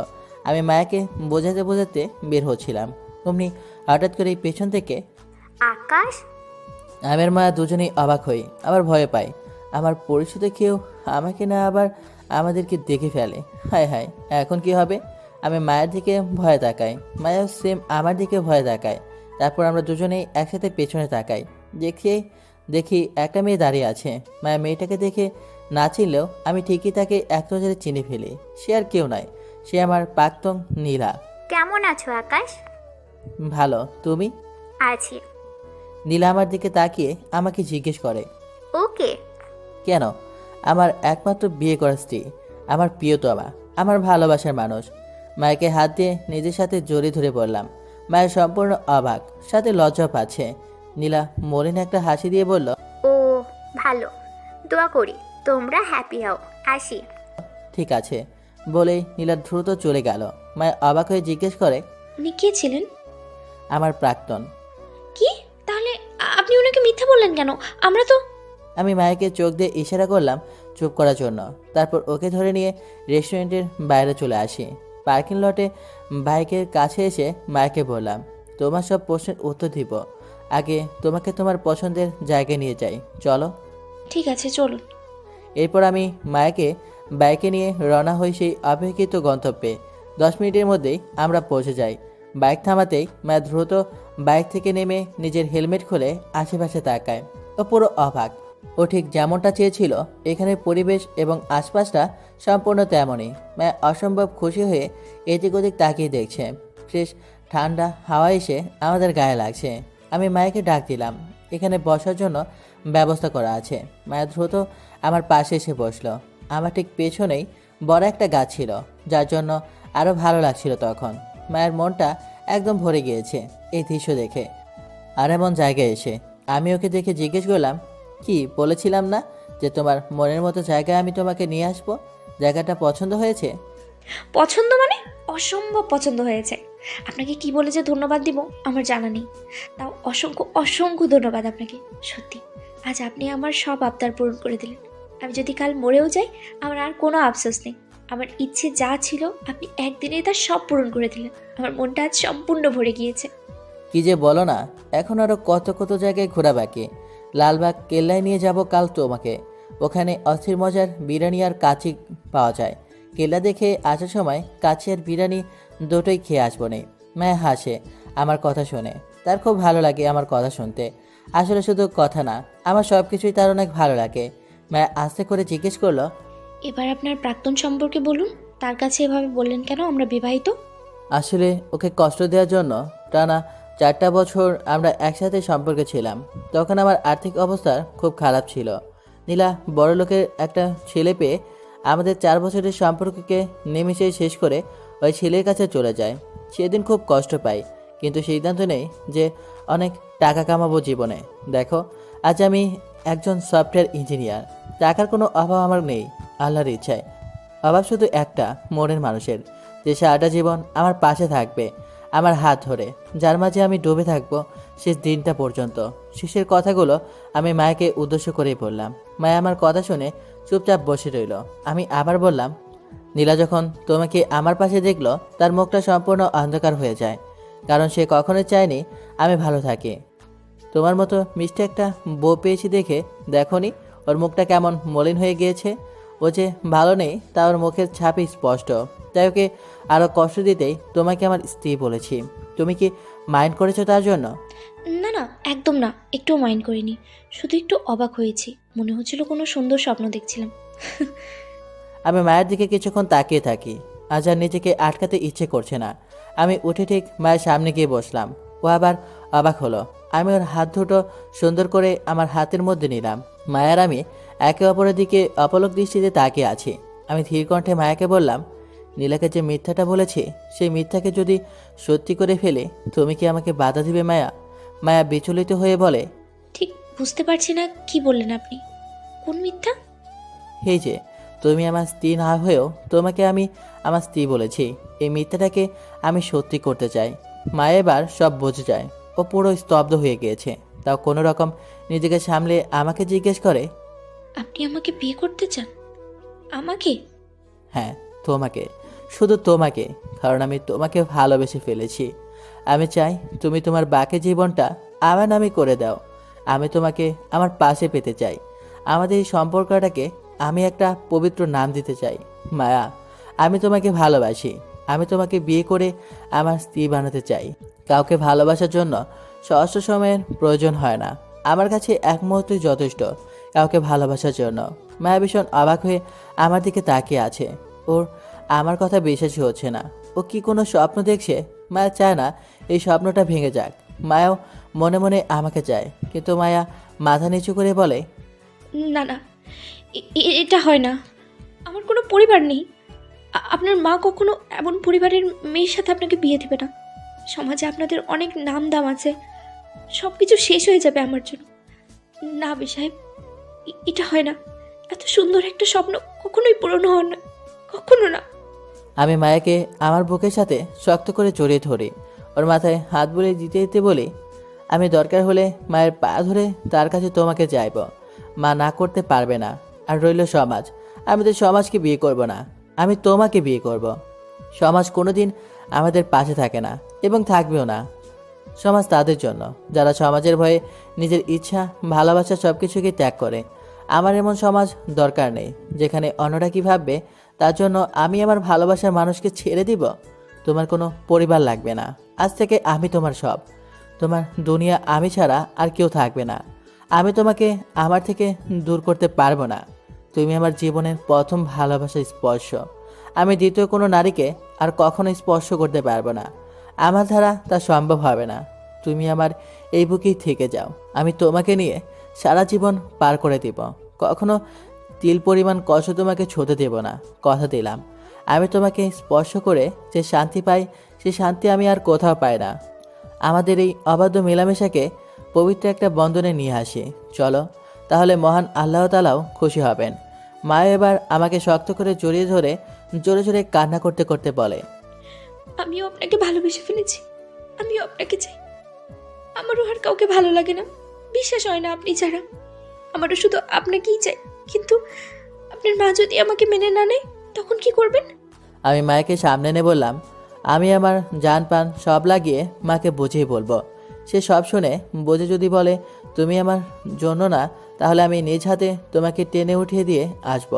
কারণ মায়ের মনে আঘাত করে আমাদের সম্পর্কে এগিয়ে নিয়ে গেলে হয়তো সাময়িক ভালো থাকবো আমরা, কিন্তু বেশি দিন এই ভালো থাকা হবে না। আমার মা তো আমার খারাপ চায় না, তার মনে আঘাত করলে আমরা কখনো সুখী হতে পারবো না। বাবা মার দোয়া সবচেয়ে বড় দোয়া, তবে আমি আপনার চেষ্টা করব যাতে মা রাজি হয়। একদম ঠিক বলেছেন আপনি। যে মা আপনাকে এত কষ্ট করে বড় করলো, এখন বিয়ের মতো একটা বড় সিদ্ধান্ত আপনি একা নিতে পারেন না। আমি আপনার কথায় একমত। আন্টি যদি রাজি না হয় আমি চুপচাপ চলে যাব। আমি সত্যি বলছি, আমি খুব খুশি, কারণ আমার মতো কাউকে, আপনার মতো কাউকে আমি একবার হলেও জীবনে পেয়েছি। কিছু সময় পার করেছি, আমার আর কোনো চাওয়া পাওয়া নেই এই জীবনে, শুধু একটা ইচ্ছে, আপনি যদি আমার হতেন। আমি মাকে ফোন দিয়ে বলছি সে যেন কালই চলে আসে, আমি আর অপেক্ষা করতে পারছি না। ঠিক আছে, চলুন না একটু ওই দিকটায় একসাথে পাশাপাশি হাঁটি।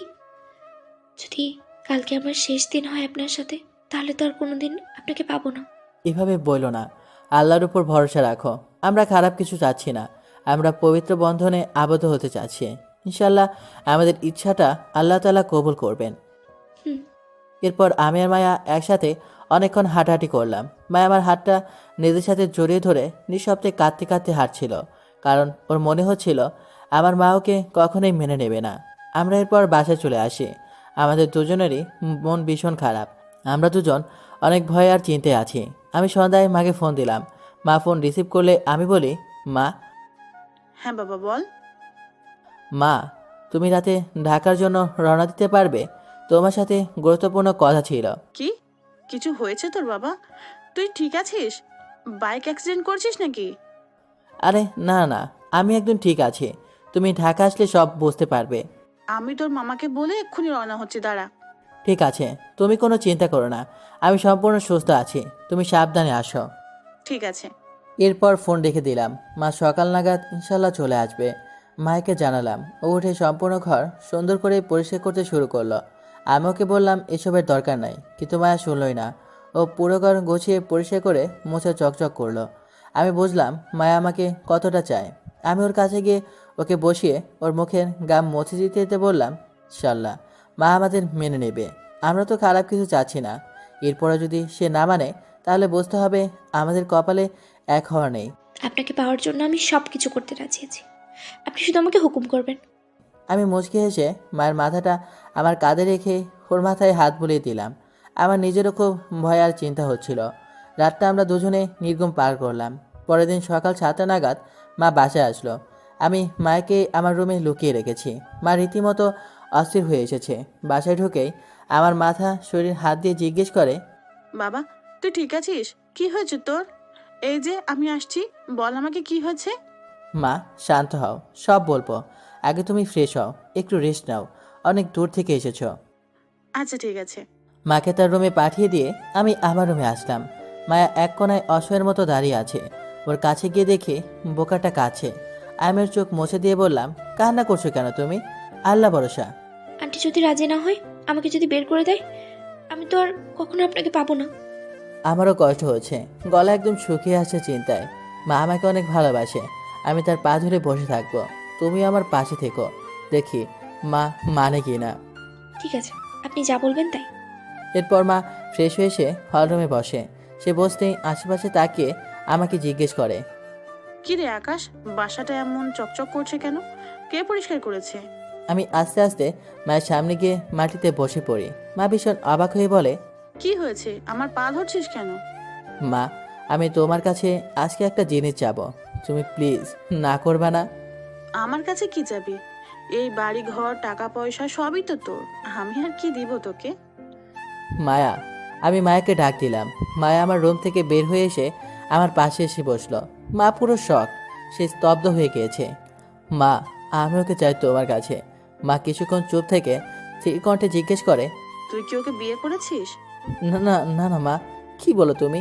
তোমার অনুমতি ছাড়া আমি এত বড় একটা কাজ কিভাবে করব? তবে আমি ওকে বিয়ে করতে চাই। তোমার অনুমতি চাই বলেই তোমাকে গ্রাম থেকে ঢাকা আসতে বলেছি। তুই ওকে কোথায় পেলি? আমি কিছুই বুঝতে পারছি না। তোকে আমি সব সময় জিজ্ঞেস করে এসেছি তোর কোনো পছন্দের মেয়ে আছে কিনা, তুই বলেছিস না। তাহলে ও কোথা থেকে আসলো আবির? উত্তর দে।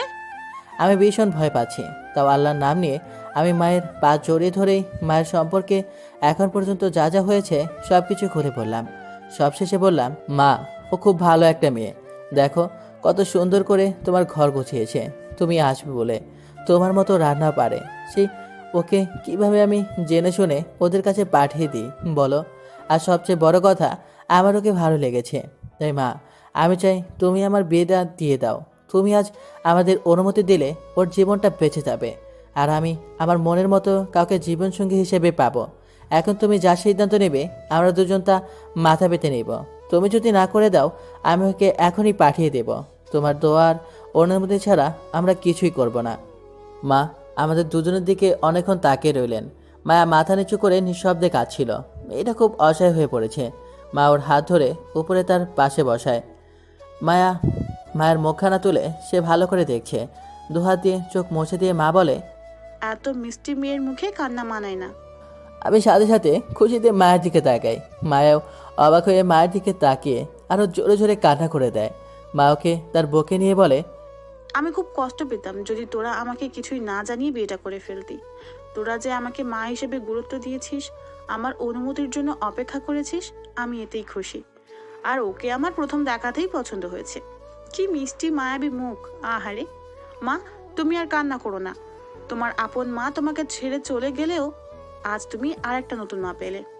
আমার ছেলেটা অনেক ভালো, তোমার কোনো কষ্ট হবে না। মায়া মাকে জড়িয়ে ধরে বলে, মা, আপনি বললে আমি আপনাদের জন্য আমার জীবনটা দিয়ে দিব, তবুও আমাকে আপনাদের ছায়াতল থেকে সরিয়ে দিবেন না কখনো।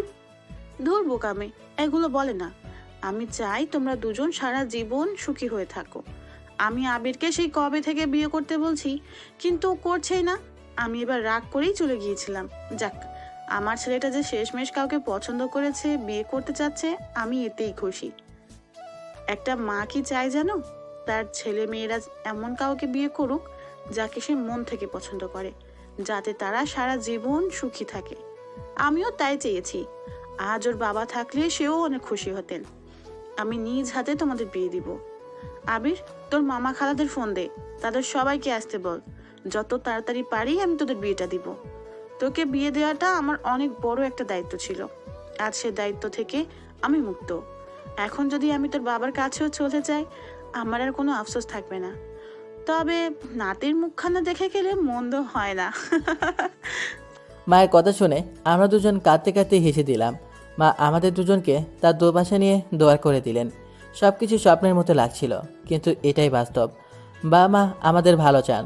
তারা আমাদের কাছে কখনোই কোনো কিছু আশা করে না। তারা শুধু আমাদের ভালো দেখতে চান। মায়ার আমি আজ অনেক খুশি। আমাদের আলাদা হতে হবে না। আমরা আমাদের ভালোবাসা নিয়ে সারা জীবন একসাথে থাকতে পারবো। এরপর মায়ের পরিবারের সবাই ঢাকা আসলো। তারাও সবাই মায়াকে খুশি মনে মেনে নিল এবং বড় আর ধুমধাম করে আমাদের দুজনের বিয়ে হলো। আমরা যদি সমাজের ভয়ে চুপ হয়ে যেতাম তাহলে হয়তো আজ আমরা এক হতে পারতাম না। মায়াকে আমার জীবনসঙ্গী হিসেবে পেয়ে আমি ধন্য। মায়া আমার বুকে মাথা রেখে বলছে, ঢাকা সাহেব, আপনি আজ আমার জীবনটা ভরে দিলেন সীমাহীন আনন্দ আর ভালোবাসা দিয়ে। আমি কল্পনাও করিনি আপনাকে আমি আমার করে পাবো। আমি সারা জীবন আপনার দাসী হয়ে থাকবো। কখনো আমাকে ছেড়ে দিবেন না প্লিজ। ছি ছি ছি ছি, দাসী কেন বলছো? তুমি আমার ভালোবাসার বউ, আমার রানী হয়ে থাকবে। তুমি আমার সম্পূর্ণ পৃথিবীটা জুড়ে থাকবে। এরপর মায়াকে একদম আমার নিজের করে আলিঙ্গন করে নিলাম, ভরে দিলাম ওকে ভালোবাসার স্পর্শে। আমাদের অপেক্ষার ফল আজ মিষ্টি হলো, আর সেই সাথে নতুন এক জীবনের গল্প শুরু হলো।